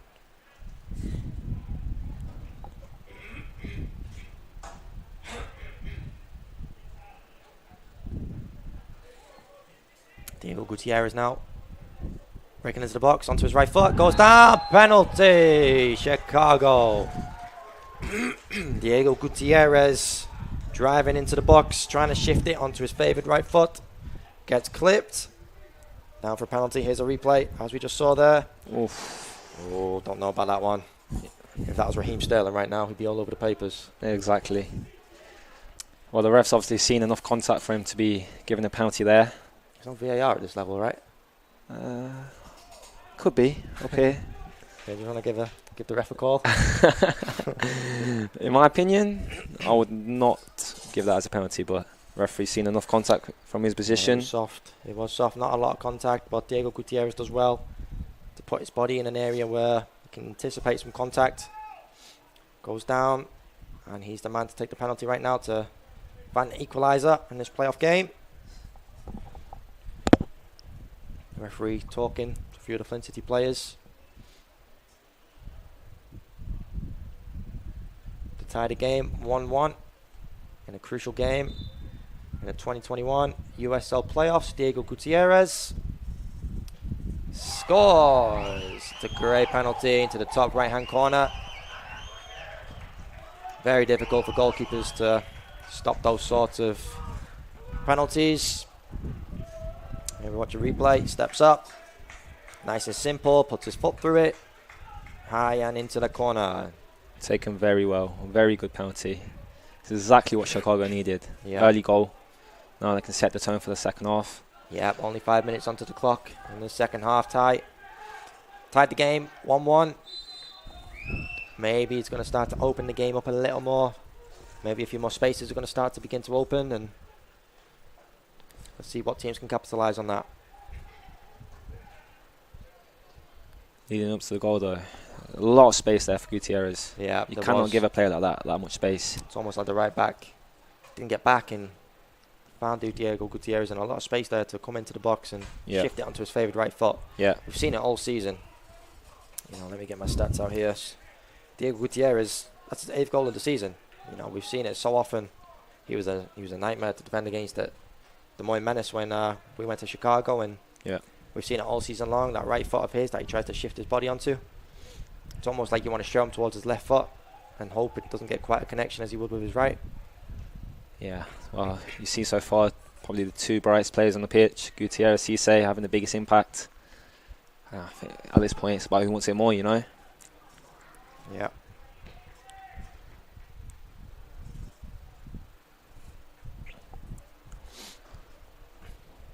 But yeah, exactly what Chicago needed. Early goal. And that will sell the nerves, you know. Yeah. As time goes on, you're not getting the goal, you think it's not going to be our day, but... Yeah, that's put them right back in it, Ruben. You said it from a mental standpoint. The longer you leave it for a goal, you know, the more nerves start coming. Yeah. The more fear, the more mistakes at the end of the day. So, done well to get on the score sheet early on in the second half, and they'll use that, get them a little confidence now, and try and take the game a little more to Flint. Some safe possession now from Chicago to try and build their way from the back. Be intrigued to see how Flint City Bucks react to this goal. Tyler Biggs on this right hand side, and acres of space just off your screen. Chicago can look to switch it. It's still open. Andrew Akindele just trying to worm his way through. Dispossessed.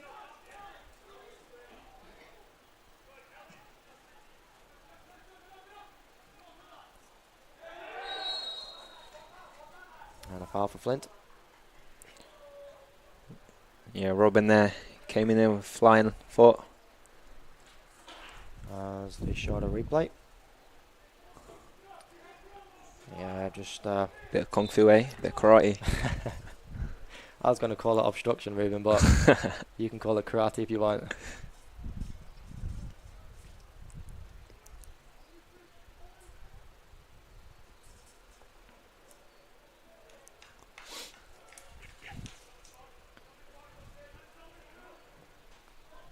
And cleared. Flint City will challenge this with Chicago. Chicago come out on top. Andrew Akindelli looking for the ball to feet. Here he is. Does well. Diego Gutierrez.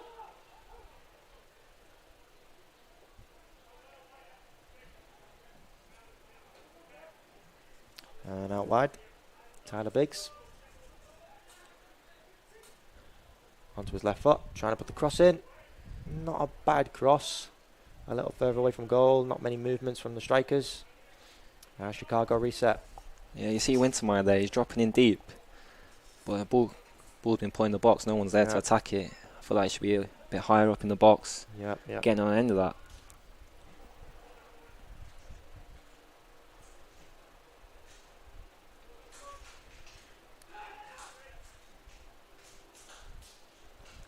There's Mark Torres, number 21, just linking up the plate.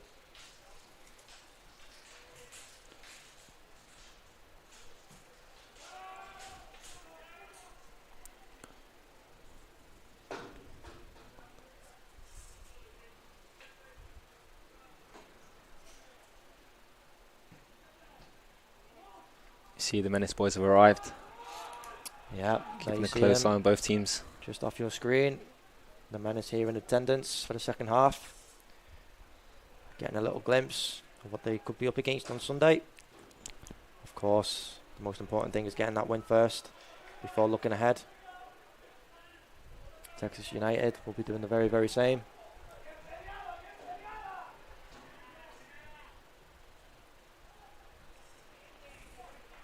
As a player, Ruben, are you taking much notice of this game as a Des Moines player right now, or are you solely focused on your game tonight? Surely there's something in you that's giving a little bit of interest to what you could be up against on Sunday. Yeah, I think the boys won't think too much about this game. Of course, you're interested to see, who looks like a dangerous player and whatnot, but the boys will be just focused on their own game, and I'm sure all thoughts on Texas United today. It's Tyler Biggs. Looking to reset. And shifted to the other side.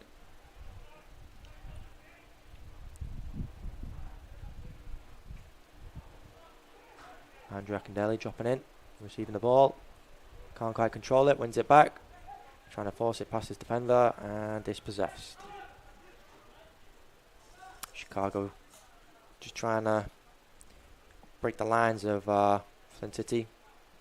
Andrew Akindelli not quite being as clinical and as tidy in his touches.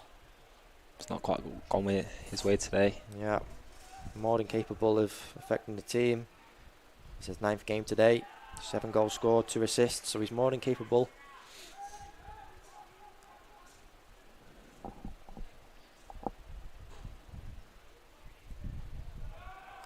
Well dispossessed and well done as Garrett Wintermeyer gets the ball to his feet. The ball sticks to him. Brings in Akindelli to the plate.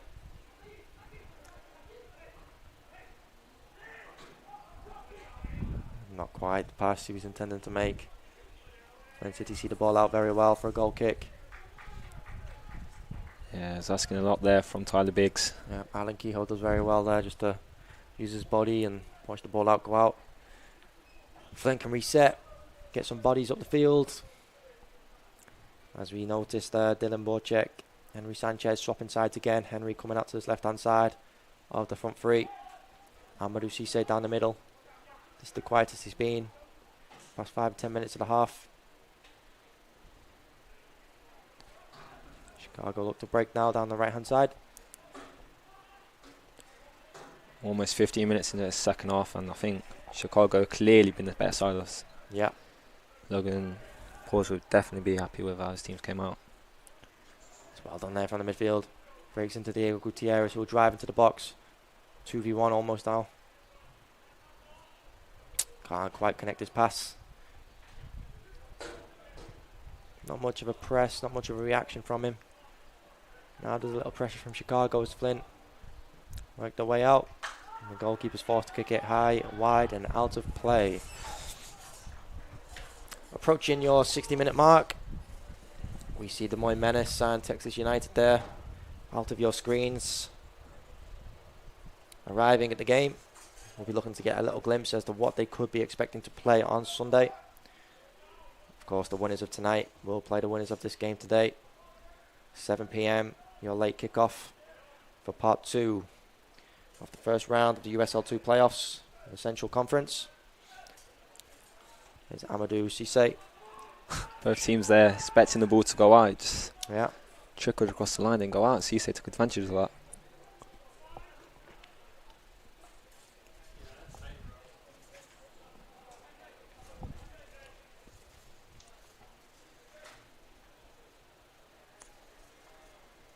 Chicago again looking to build up out from the back. Yeah.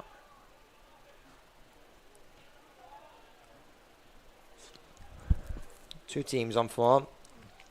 Obviously, Flint City coming into the season, the postseason, I should say, with 7 wins as that ball's intercepted. Andrew Akindelli, if you can be a little more positive right now, a little faster. Diego Gutierrez wide open on the left-hand side, can't quite lift his head up and find it. Flint City's turn now to catch the break.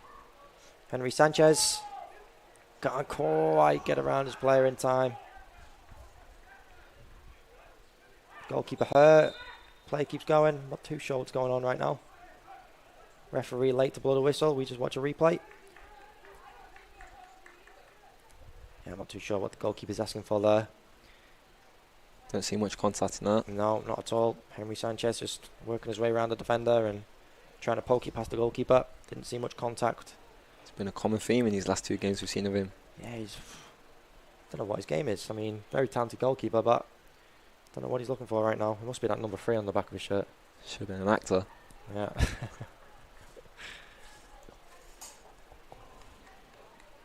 The yellow card given to Garrett Wintermeyer.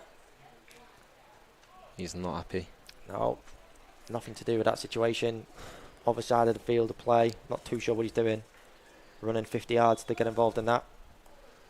You see the game stretched just for a moment there. Yeah. Akindelli had Gutierrez on the left of him. Did not make the right choice. Gave Flint City Bucks a chance to break away, counter-attack. Almost took advantage. Just holding the ball up, does well. Retains possession.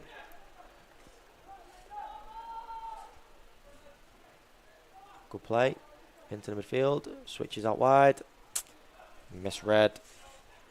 Number 3, Alan Cahill, just ball watching sort of, not expecting that disguise switch of play to come into his side of play.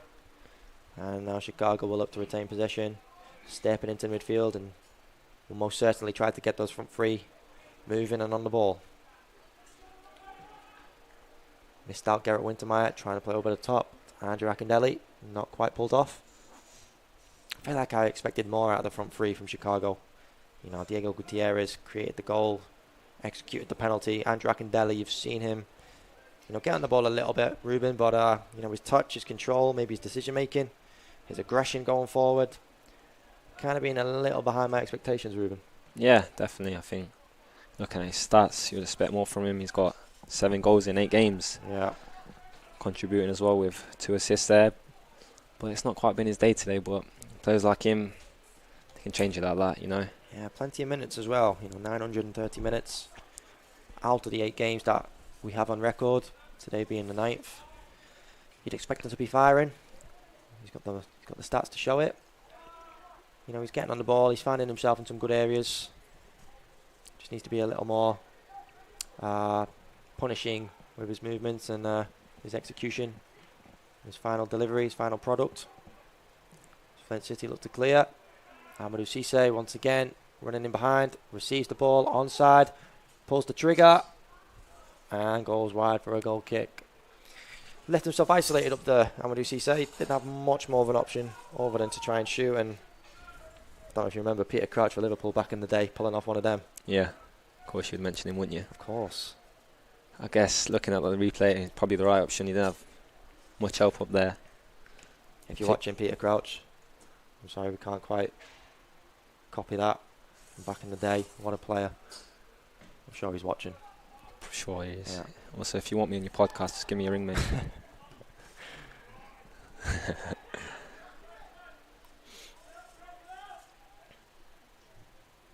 Flint City will restart the game with a throw-in.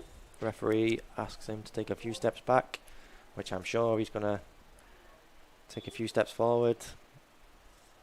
Maybe not. Abdul Kuku trying to find the switch, plays it simple and out wide to the other side. Miscontrolled. Yeah, it's a lack of unforced errors. concentration. Yeah, unforced errors. You've just hit the nail on the head. You know, these unforced errors need to be tidied up, especially at this level.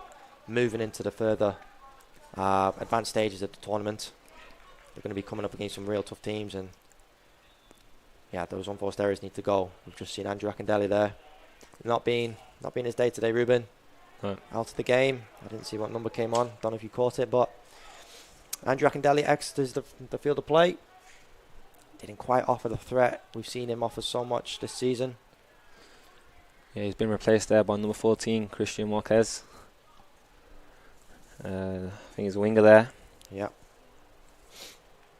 Almost a like-for-like change. We'll like to see Andrew Akindele obviously looks to try and get on the ball in more central areas. We'll see if Christian Marquez can offer a little more in wide areas, and yeah, we'll see what that means for the setup. Chicago will take going into the final third of this game.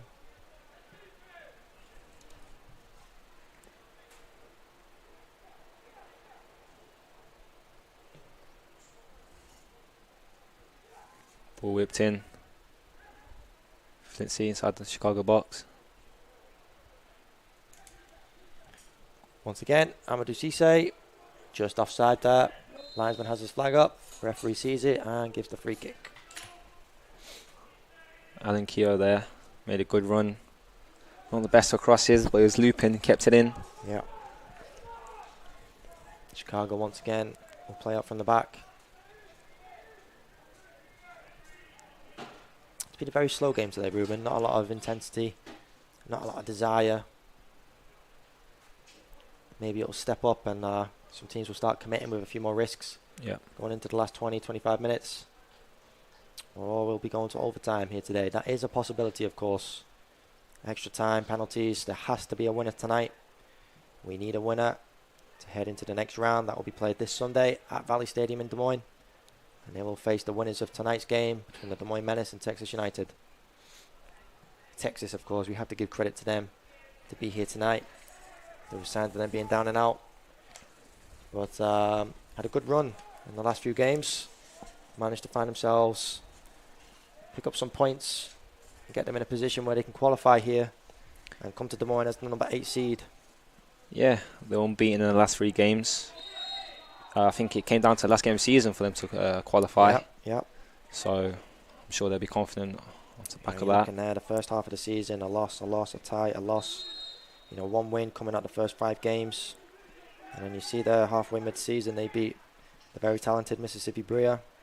That gave them the confidence to go on and get a couple of wins. And they, finished the season very strong. So all credit for them to be here tonight. Your number 8 seed. We will see them later tonight against the Des Moines Menace. But for now, all focus on Flint City and Chicago. 1-1. Heading into the last 25 minutes of this game. Chicago in possession, wearing your grey strip, shooting from left to right. Flint City in your white, from right to left. Christian Marquez. Taking too many touches there, Ruben. Needs to move that ball quicker. Yeah, we've seen it a lot this afternoon. But we're reaching the last 20 minutes of the game. I think both managers, we've already seen one substitution from Chicago, but yeah, I think Flint City, the gaffer will be thinking about making substitution, especially if he's thinking of playing on Sunday as well. Does he want the boys to have a little bit of rest coming to Sunday? Does he leave them out, get the win here? Amadou Cisse now. Again, trying to get on his right foot, does well to retain the ball. Tries to find the pass, can't quite get through. Diego Gutierrez, great bit of skill, chips it over his defender, receives the ball. Intercepted from Flint City as now they will step into the attacking third. This is better for the game. A little bit more intensity, a little bit more speed. It's Henry Sanchez now, down the left-hand side.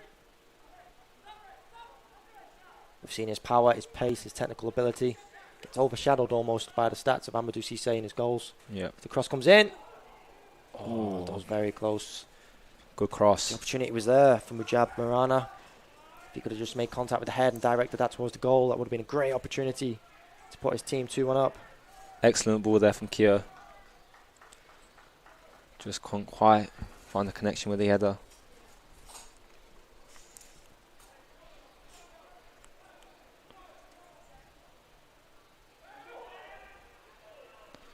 You see, just moments before Cissé, did he make the right decision? Should he have took the shot earlier? Yeah, that's a good point, Ruben. You know, he's found himself on his left foot again. I feel like he tried to get it back onto his right foot, to be honest. And yeah. He seems to prefer that right foot, as he would, if that's his most powered. But, yeah, could have executed a shot maybe a little earlier on that left foot. Drill it towards the goal, but still on the attack here, Flint City. Good play. I feel like in those tight areas, keeping the ball on the ground is the most effective. He's just tried to lift it. Goes out of play for a Chicago throw. They restart the game. Work their way out from a corner. And Flint commit the foul. I think this afternoon it's clear to see both teams have struggled with the pitch. Yeah. As a player myself playing on this pitch, it's very bouncy. Right. And I feel like neither team has really adjusted to that. Yeah, yeah. It could be a reason why you've seen a lot of errors, but nevertheless. A neutral ground for the both of them. Never played before for Flint City. Of course, Chicago were here earlier in the season. Suffered that 4-0 defeat to Des Moines Menace. Looking to change their fortunes here at Valley Stadium this week. Obviously, the priority is tonight. For Flint City, of course, trying to keep that win. Keep that winning streak going. You see Chicago just come out with the ball again.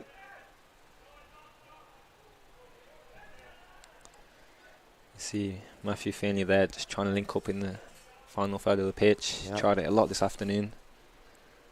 Probably the bright spot player that might get something for the Flint City Bucks. Yeah, Matthew Finley there, you just said, played in 13 games this season. 5 assists. It's Gutierrez on the attack. Again, too many touches from Chicago. Trying to speed up their passing. Well played there from Cuckoo. Dylan Borchek will press. He's stepping with the ball. Just kind of left his grasp. Overdid it there. Seems like both teams are just a little bit desperate now. Yeah, mistakes are happening into the last 20 minutes. It's almost like, as you'd expect, both teams afraid of conceding, especially at this late stage in the game. We see Chicago change coming up on that far side. Do you think they'll try and change the shape, Ruben? Do you think they'll go more like for like? What do you think is needed here for Chicago? I feel like they need to just get control of the game. Maybe bring someone on that's going to just, take control and make sure they're just solid in midfield and comfortable on the ball. Here we go, playing through this middle.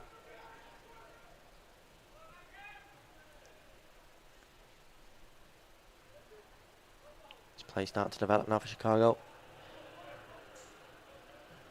Sends it out to the far side. Right back, Tyler Biggs. Connecting on this near side. Loses the ball. Flint City will counter-attack.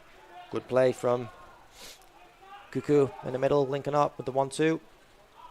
Setting free. Alan Kehoe. He'll offload Amadou Cissé. Here he is. We'll try and get on that right foot, I'm sure. Trying to bring his teammates into play. Out to the left. Right-hand side, I should say. To Dylan Borchak.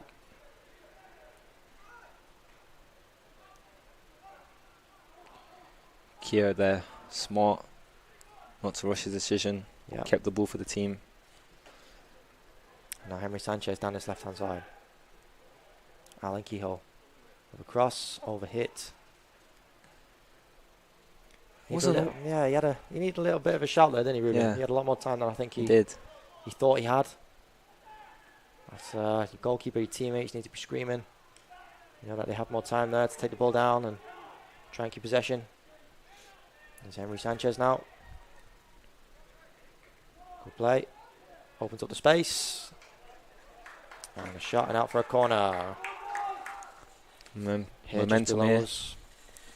Yeah, a lot of momentum, and we hear a few of the Flint City players in the stands who have travelled with the team coming to support their teammates as we just see a replay. Well, not much of a replay, is it? We've all got to play. Any danger, cameraman?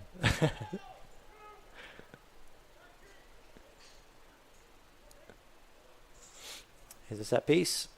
Again, at this stage of the game, Ruben, these set pieces are going to be more important as the cross comes in. Gets up. And away.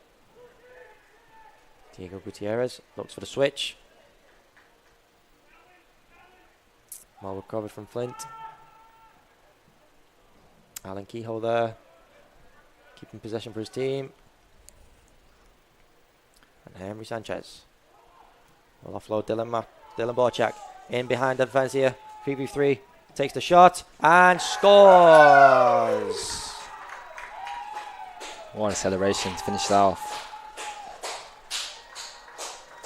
Excellent goal there by Flint City Bucks. Yeah, how easy is that to pull the trigger back and try and pull it back to Amadou Cisse, who was open there at the penalty spot. Does well to go back across the goal. Took it into the far corner. Could the keeper have done better? Perhaps. Maybe. You know, I wasn't really expecting him to shoot from that sort of angle. No. You know, I was expecting a pull back to Amadou Cisse. Yeah. But does well to get it onto his right foot. And I slots it past the goalkeeper. I hope his ankles are all right from that celebration. I know what our gaff would be doing if we did that. Humanly. Imagine an injury coming from that.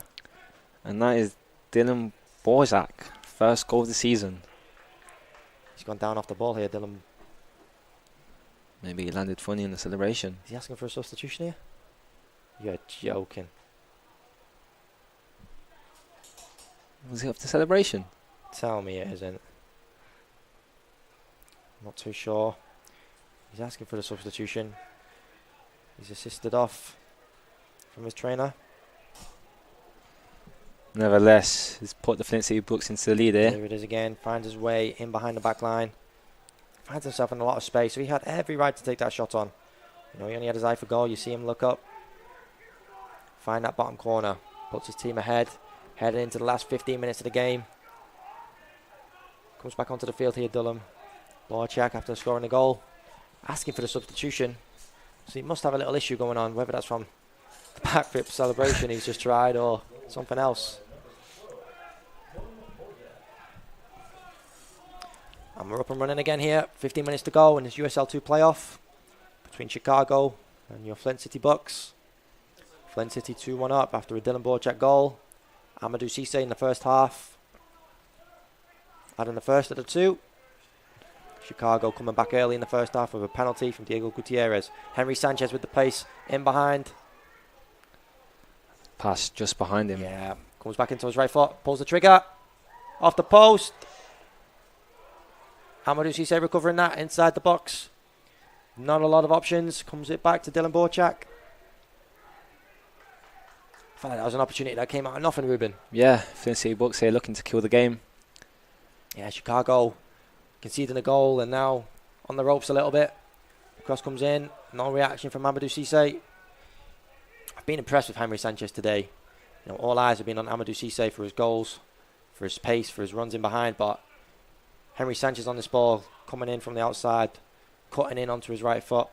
He's caused danger for Chicago. Yeah, he has. He's been brave there, like you just said. He's cut in, hit the post. Very unlucky. Yeah, number 23 for those watching.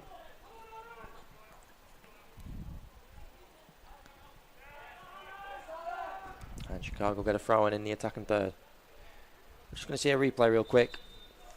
Just of Henry Sanchez, as we just said, starting on the left, cuts in on his right foot and pulls the trigger and cuts it back towards the near post, just off the post, and takes the ball away from a gambling Amadou Saka. Cisse. What am I talking about? Oh my God. He's a Liverpool boy again. But yeah, Cisse there maybe could have reacted quicker. Yeah. Poached the goal in. That's Abdul Kuku stepping in, winning the ball back. The clearance comes in. Flint offload Henry Sanchez if he can keep this ball in. He had a great opportunity, a lot of space ahead of him. I would have kept that in. Yeah, of course you would. You came in as a centre mid, and then later in the season I find out you were a centre back home in England. Yeah. How'd you find your way into a centre mid position? Not tall enough. You know how it is in England. If you're not above 6 foot, you're not going to make it centre back, are you? Yeah, just give Sadio Mane a call and ask him. What do you mean? Was he a centre back? I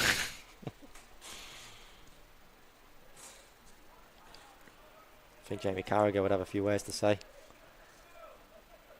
Yeah, he's a legend, eh? Garrett Wintermeyer now stepping into the attacking third. Just giving a lot of time there to run into space. Yeah, difficult to get the ball off him. Strong in possession. The ball comes into him now, onto his right foot. Slaps the ground in frustration, can't quite pull out the shot. Don't think he was expecting it. No, I don't think he was either. Just got stuck under his feet. Wearing boots like that and those green boots, you'd expect him to be turning, flicking, Maradona turning, slotting it. He's not really had a big chance in this game, has he? No, he's not really. No. He's flicked down from Amadou Cissé. The goalkeeper comes out, as usual. Down to the ground, as usual. And Flint win the free kick. Dylan Borchek sees the keeper off his line. Oh, I thought he was going to do it. Nah, come on, you got to read that, me. I'd definitely go Clearly faked it there. I'd definitely go for it. We're just going to watch a replay now. Amadou Cissé flicks it on for himself. A collision with the goalkeeper. What's new? Nothing. And Flint will restart. It's a great pass in behind. Dylan Borchek will cross the ball in. Amadou Cissé towards the back post, just overhit. And recovered. Alan Kehoe will keep possession. Amadou Cissé out wide. Didn't quite fancy the challenge. Chicago players starting to cramp up a little, I see down there. Yeah. Do you think this is the sort of stage of the game, Ruben? You start to expect cramping up, little injuries coming in maybe, a little tiredness, fatigue? Yeah, most definitely. You know, it's a humid day out there. Surprised not been drinks breaks either for the boys, but here we are. Gutierrez finds himself alone on attack. Cuts in. I get a thumbs up from the GM. Charlie Bell's behind me there. I'm doing a good job. Ruben, you didn't get one, mate. I'm sorry. What's going on there? Diego Gutierrez down the left-hand side. Overlap and run. Here he is again. And dispossessed. Flint will look to counter. Not much of a reaction from Chicago. Need to get back in play. Henry Sanchez is in behind. On goal, takes the shot. Ruben, I thought he had maybe another 5 or 10 yards to run into there. Yeah, he did. I'm surprised he took the shot so early. I feel like he felt the pressure from the presence of the defenders from Chicago chasing him down.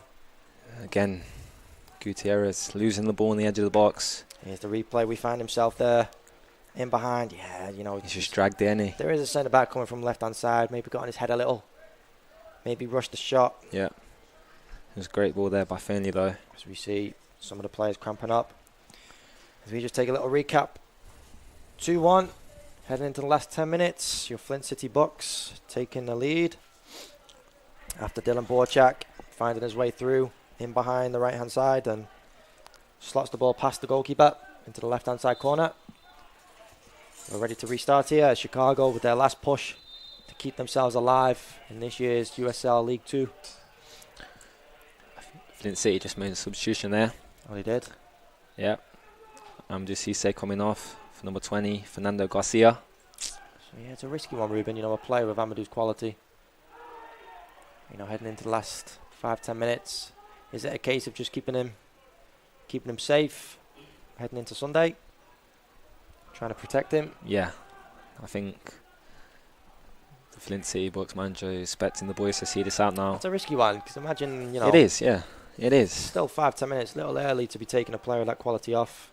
If they find themselves 2-2, you'd be looking for players like him to try and find himself a late goal. And with him now off the field, you know, where's that attack going to come from? I'm surprised. I am surprised.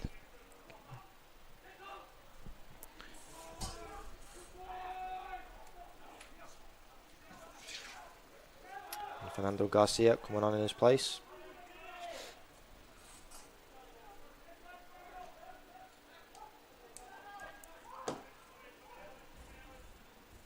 Played in 9 games this season. Fernando Garcia found himself on the score sheet once, also providing 1 assist this season. As Flint City just watched that ball go out of play for a goal kick, we see another change here. And that's number 23 making way for Chicago, as Tyler Biggs making way. You see there though, Flores played the ball down the line. Both Chicago players just watching the ball go out. You got less than 7 minutes left in the game. You got to be sprinting for that. Try and keep it in. Yeah, you're right. Like for like change for Chicago. Right back for right back.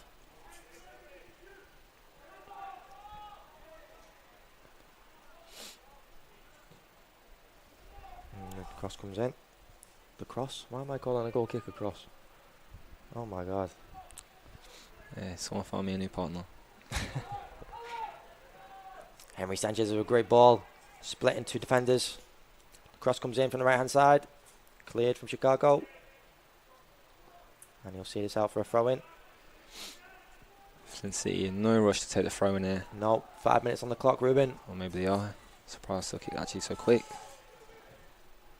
He's going to watch the line if he's going to play that pass. Chicago are moving. Trying to keep the play alive. Finds Henry Sanchez. Here we see that direct play, that power on the ball. Uses his teammates, trying to manipulate a cross here. And a miscommunication there, tight play. Sees it go out for Chicago throw. They're restarting quickly. They need a goal here, heading into the last 5 minutes of the game. Trying to keep their hopes alive of retaining their place in this year's USL League 2. Trying to fight for a place in Sunday's game against the winner of tonight's game, of course, Des Moines Menace versus Texas United.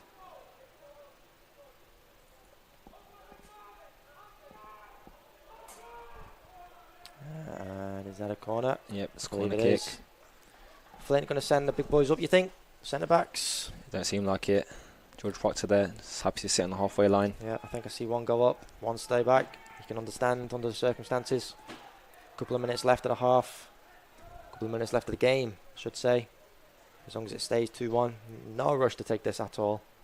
It's all about managing the game at this point, isn't it, Ruben? Yep. It's all about that mental barrier now. Flint just looking to keep the clean sheet from this point on at the end of the day. Yeah. Don't want to be conceding inside the last 5 minutes. You can see there, trying to keep it in the corner. He's done well. Yeah. As for Chicago, they need to try and win this ball back. We've seen it do it all season, but they're very dangerous on the counter-attack. You can never write them off.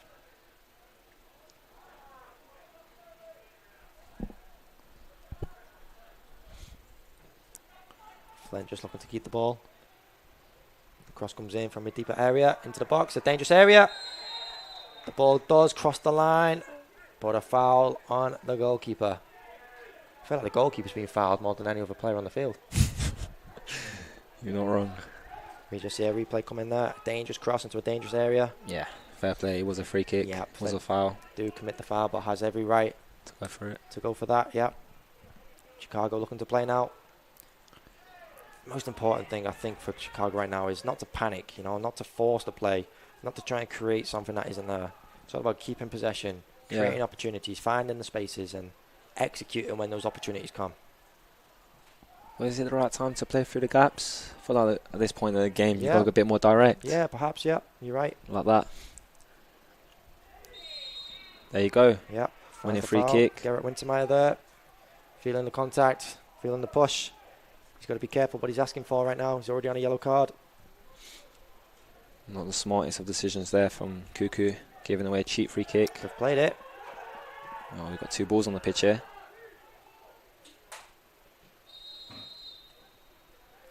Honestly gives a chance for Chicago to reset this. I feel like Flint wanted to play to continue here. Now they're going to set up. Oh, there we go. Just going to play from the drop ball. Do you feel like Chicago could have set up a little bit of a routine there from the set piece? Sent the big boys up top. Yeah. Put the ball into a dangerous area. Try and flick it on maybe. For me, it'd be the smartest decision to make. Yeah. Put the Flint City defence under pressure, but... Cross comes in. Goalkeeper smothers and goes down. Looking to kill the clock here now. Flint City box, 2 minutes on the clock. Chicago have 2 minutes left to keep themselves in this tournament. We just see a replay. It is a good cross, to be fair, into a dangerous area. Goalkeeper does very well to demand his box. Garrett Wintermeyer now.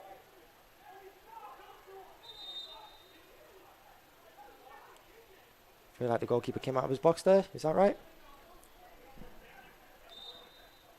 It's unclear. No, referee disagrees. Garrett Wintermeyer there asking the question from the referee. Now the goalkeeper did come out of his box, obviously handling the ball. Isaac Walker is the goalkeeper. Assistant referee disagreeing, advising the referee. Play continues. Chicago trying to get whatever they can right now.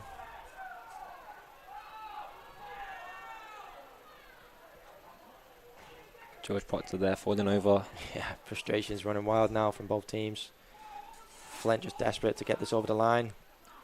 Chicago trying to do all they can to force a win. He's onside. Garrett Wintermeyer now. Didn't quite get it under his grasp, did he? Flint City asking for the offside. Garrett Wintermeyer there again. An opportunity, no? It was, and he wasn't ruthless. Here's a replay. Can't quite get the ball under control, and yeah, I feel like he's a little sluggish, a little too slow. If he could have get that ball under control, he could have either had a shot himself, drill it across the 6-yard box. The opportunity was there. And now Flint have a free kick. Surely they'll just look to keep possession now. 10 more seconds of the 90. We're waiting to see how long the officials are going to give extra. Flint City obviously looking to make the change over there on the far side as well. Game management, killing the clock. Henry Sanchez will try and fight for this ball in the corner. 2 minutes is the indication. 2 minutes to save themselves, Chicago. Flint have 2 minutes to keep their winning streak going. Keep their winning streak to 8 games. And heading into Sunday's game versus the winner of obviously tonight's game. Flint City now in possession. Shawley will try and take this to the corner. Try and kill the clock. They're trying to play. And now Chicago will break with the ball. He can turn. Garrett Wintermeyer down his right hand side. Here he is. Again, it's all about being patient now. Having that quality. Loses the ball. Poor decision.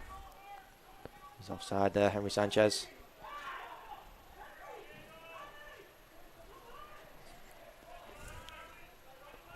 Garrett Wintermeyer there again, taking too many touches, needs to move the ball faster. Down to the left hand side. It's a bouncing ball, got to get it under control. Does well, Diego Gutierrez on the far side. Ball into the box. Garrett Wintermeyer. Great defending.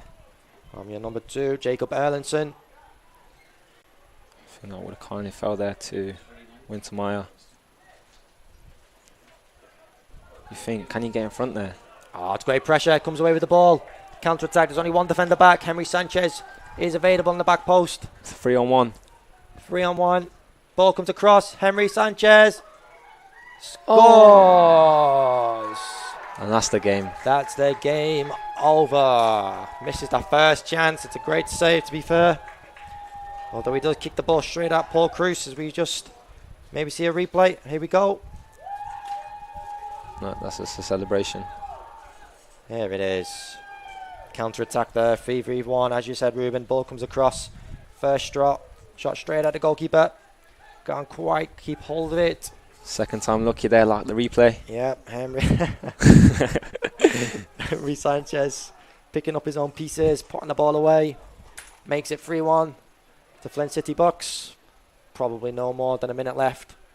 And that should surely see Flint City Bucks, the reigning USL 2 champions, climb into Sunday's game. And they'll see who the winner is from Des Moines Menace and Texas United. And that'll be their opponents here at 7 o'clock at Valley Stadium on Sunday. Chicago just going to try and lump this ball forward. Flint come away with it. They're going to break again. Are they going for a fourth? Surely not. If you could get on the end of this. Flint do have the ball in the attacking third. Trying to get around the side. Does well. Do you not just keep it in the corner, eh? Yeah, surely. He's just going to keep this ball now. Keep possession of the game. Doing well. He's done well. Tripped up. Finds a free kick. Almost like a corner. And the final whistle is blown. 3-1 win for your Flint City Bucks. Chicago United from the Heartland Division did very, very well this year. Went a long, long part of the season, unbeaten of course. Fell short at Des Moines Menace late on in their regular season. Found themselves as the number 4 seed heading into the playoffs. 9-1-2 is their record through 10 games this season. They finished the season at 9-2-2. A great effort from them all around, great organisation.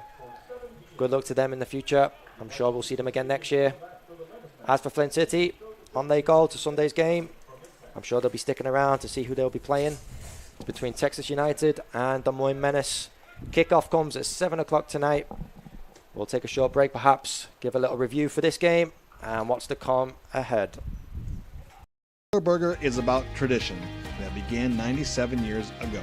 Halo Burger has grown to become an iconic and nostalgic brand that never forgets its commitment to the community. In nearly every corner of the community, you'll find Halo Burger stepping up to make a positive impact on the communities it serves. A philosophy that's been in place since the Thomas family days, and one that makes this brand so special to so many people. They're not just a business, they're family, and family looks out for family. Not all used vehicles are created equal. DeArmond certified used vehicles have a big advantage. All makes and models 2011 or newer with under 75,000 miles receive a 175-point inspection, Carfax report, 2 oil changes, collision deductible coverage, and wheel, dent, and windshield repair. Also, all DeArmond certified come with 2 warranties. A 1-year 12,000-mile bumper-to-bumper and a 2-year 100,000-mile powertrain. Only sold at the all-new DeArmond Ford Indianola. Dearly beloved, do you take this Visa signature card that pays 2% cash back? I do. Do you want a checking account that pays 5% interest? I do. Live happily ever after with a Boost checking account on a Visa signature card from Dort Financial Credit Union. Boost is a simple and convenient checking account that pays 5% APY on balances up to $10,000. The Dort Financial Visa signature credit card pays 2% cash back. A match made in heaven. Dort Financial Credit Union and you, insured by NCUA. Obsessively, relentlessly. That's what you can always expect, even when faced with the unexpected. It's a service we take seriously, providing comfort in the rain, tools to help you save, a helping hand along the way, and from a safe distance away. Delivering the energy you need while going the extra mile. Regardless of the times, our team remains committed to you. If your grandparent needs immediate medical care, get to Hurley Medical Center. Hurley's emergency room was recently certified a bronze standard, level 3 geriatric emergency department. So don't delay your grandparents' care.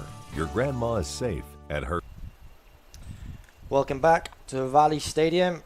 As we've just concluded, you saw your Flint City Bucks take a 2-1 win, 3-1 win, I should say, with that late goal against Chicago United, and will advance into Sunday's game against the winner of tonight's game between the Des Moines Menace and Texas United. So Ruben, just to review what we just saw, what were the sort of standout moments, standout players that you saw and witnessed in that game just there?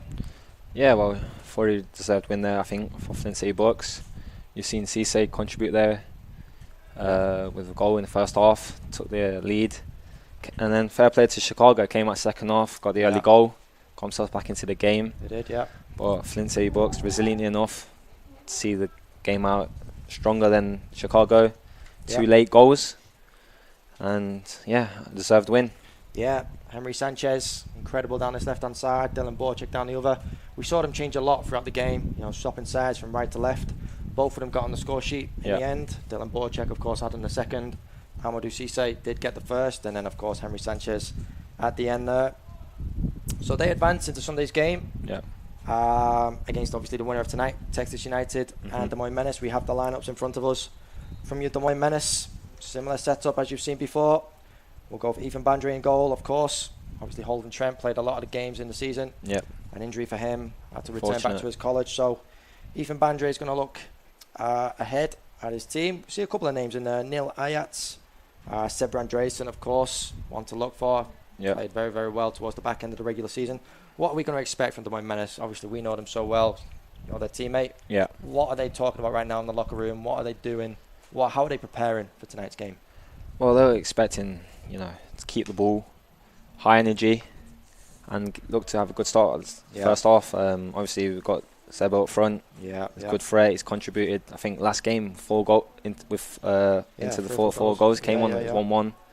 So yeah, Neil again contributed with 2 goals last game. They are 2 top goal scorers. Yeah.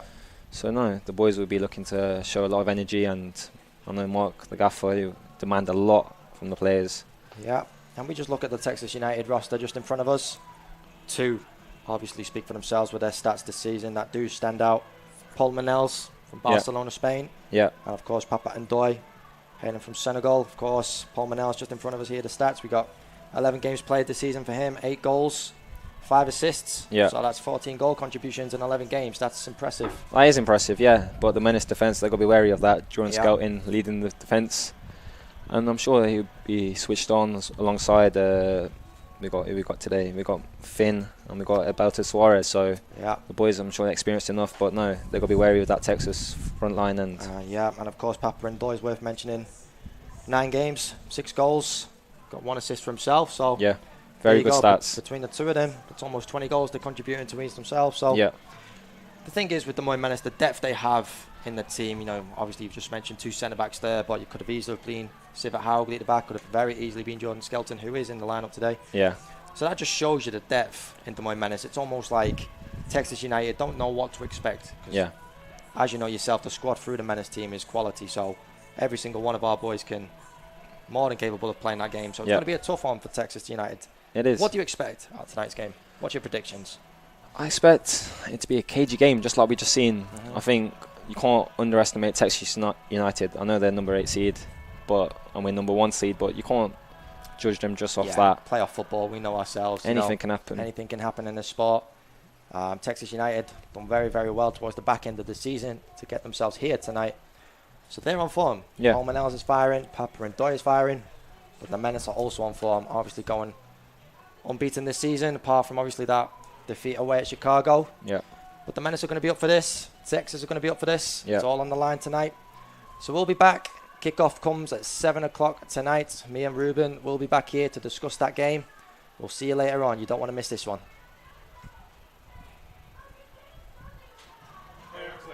Good.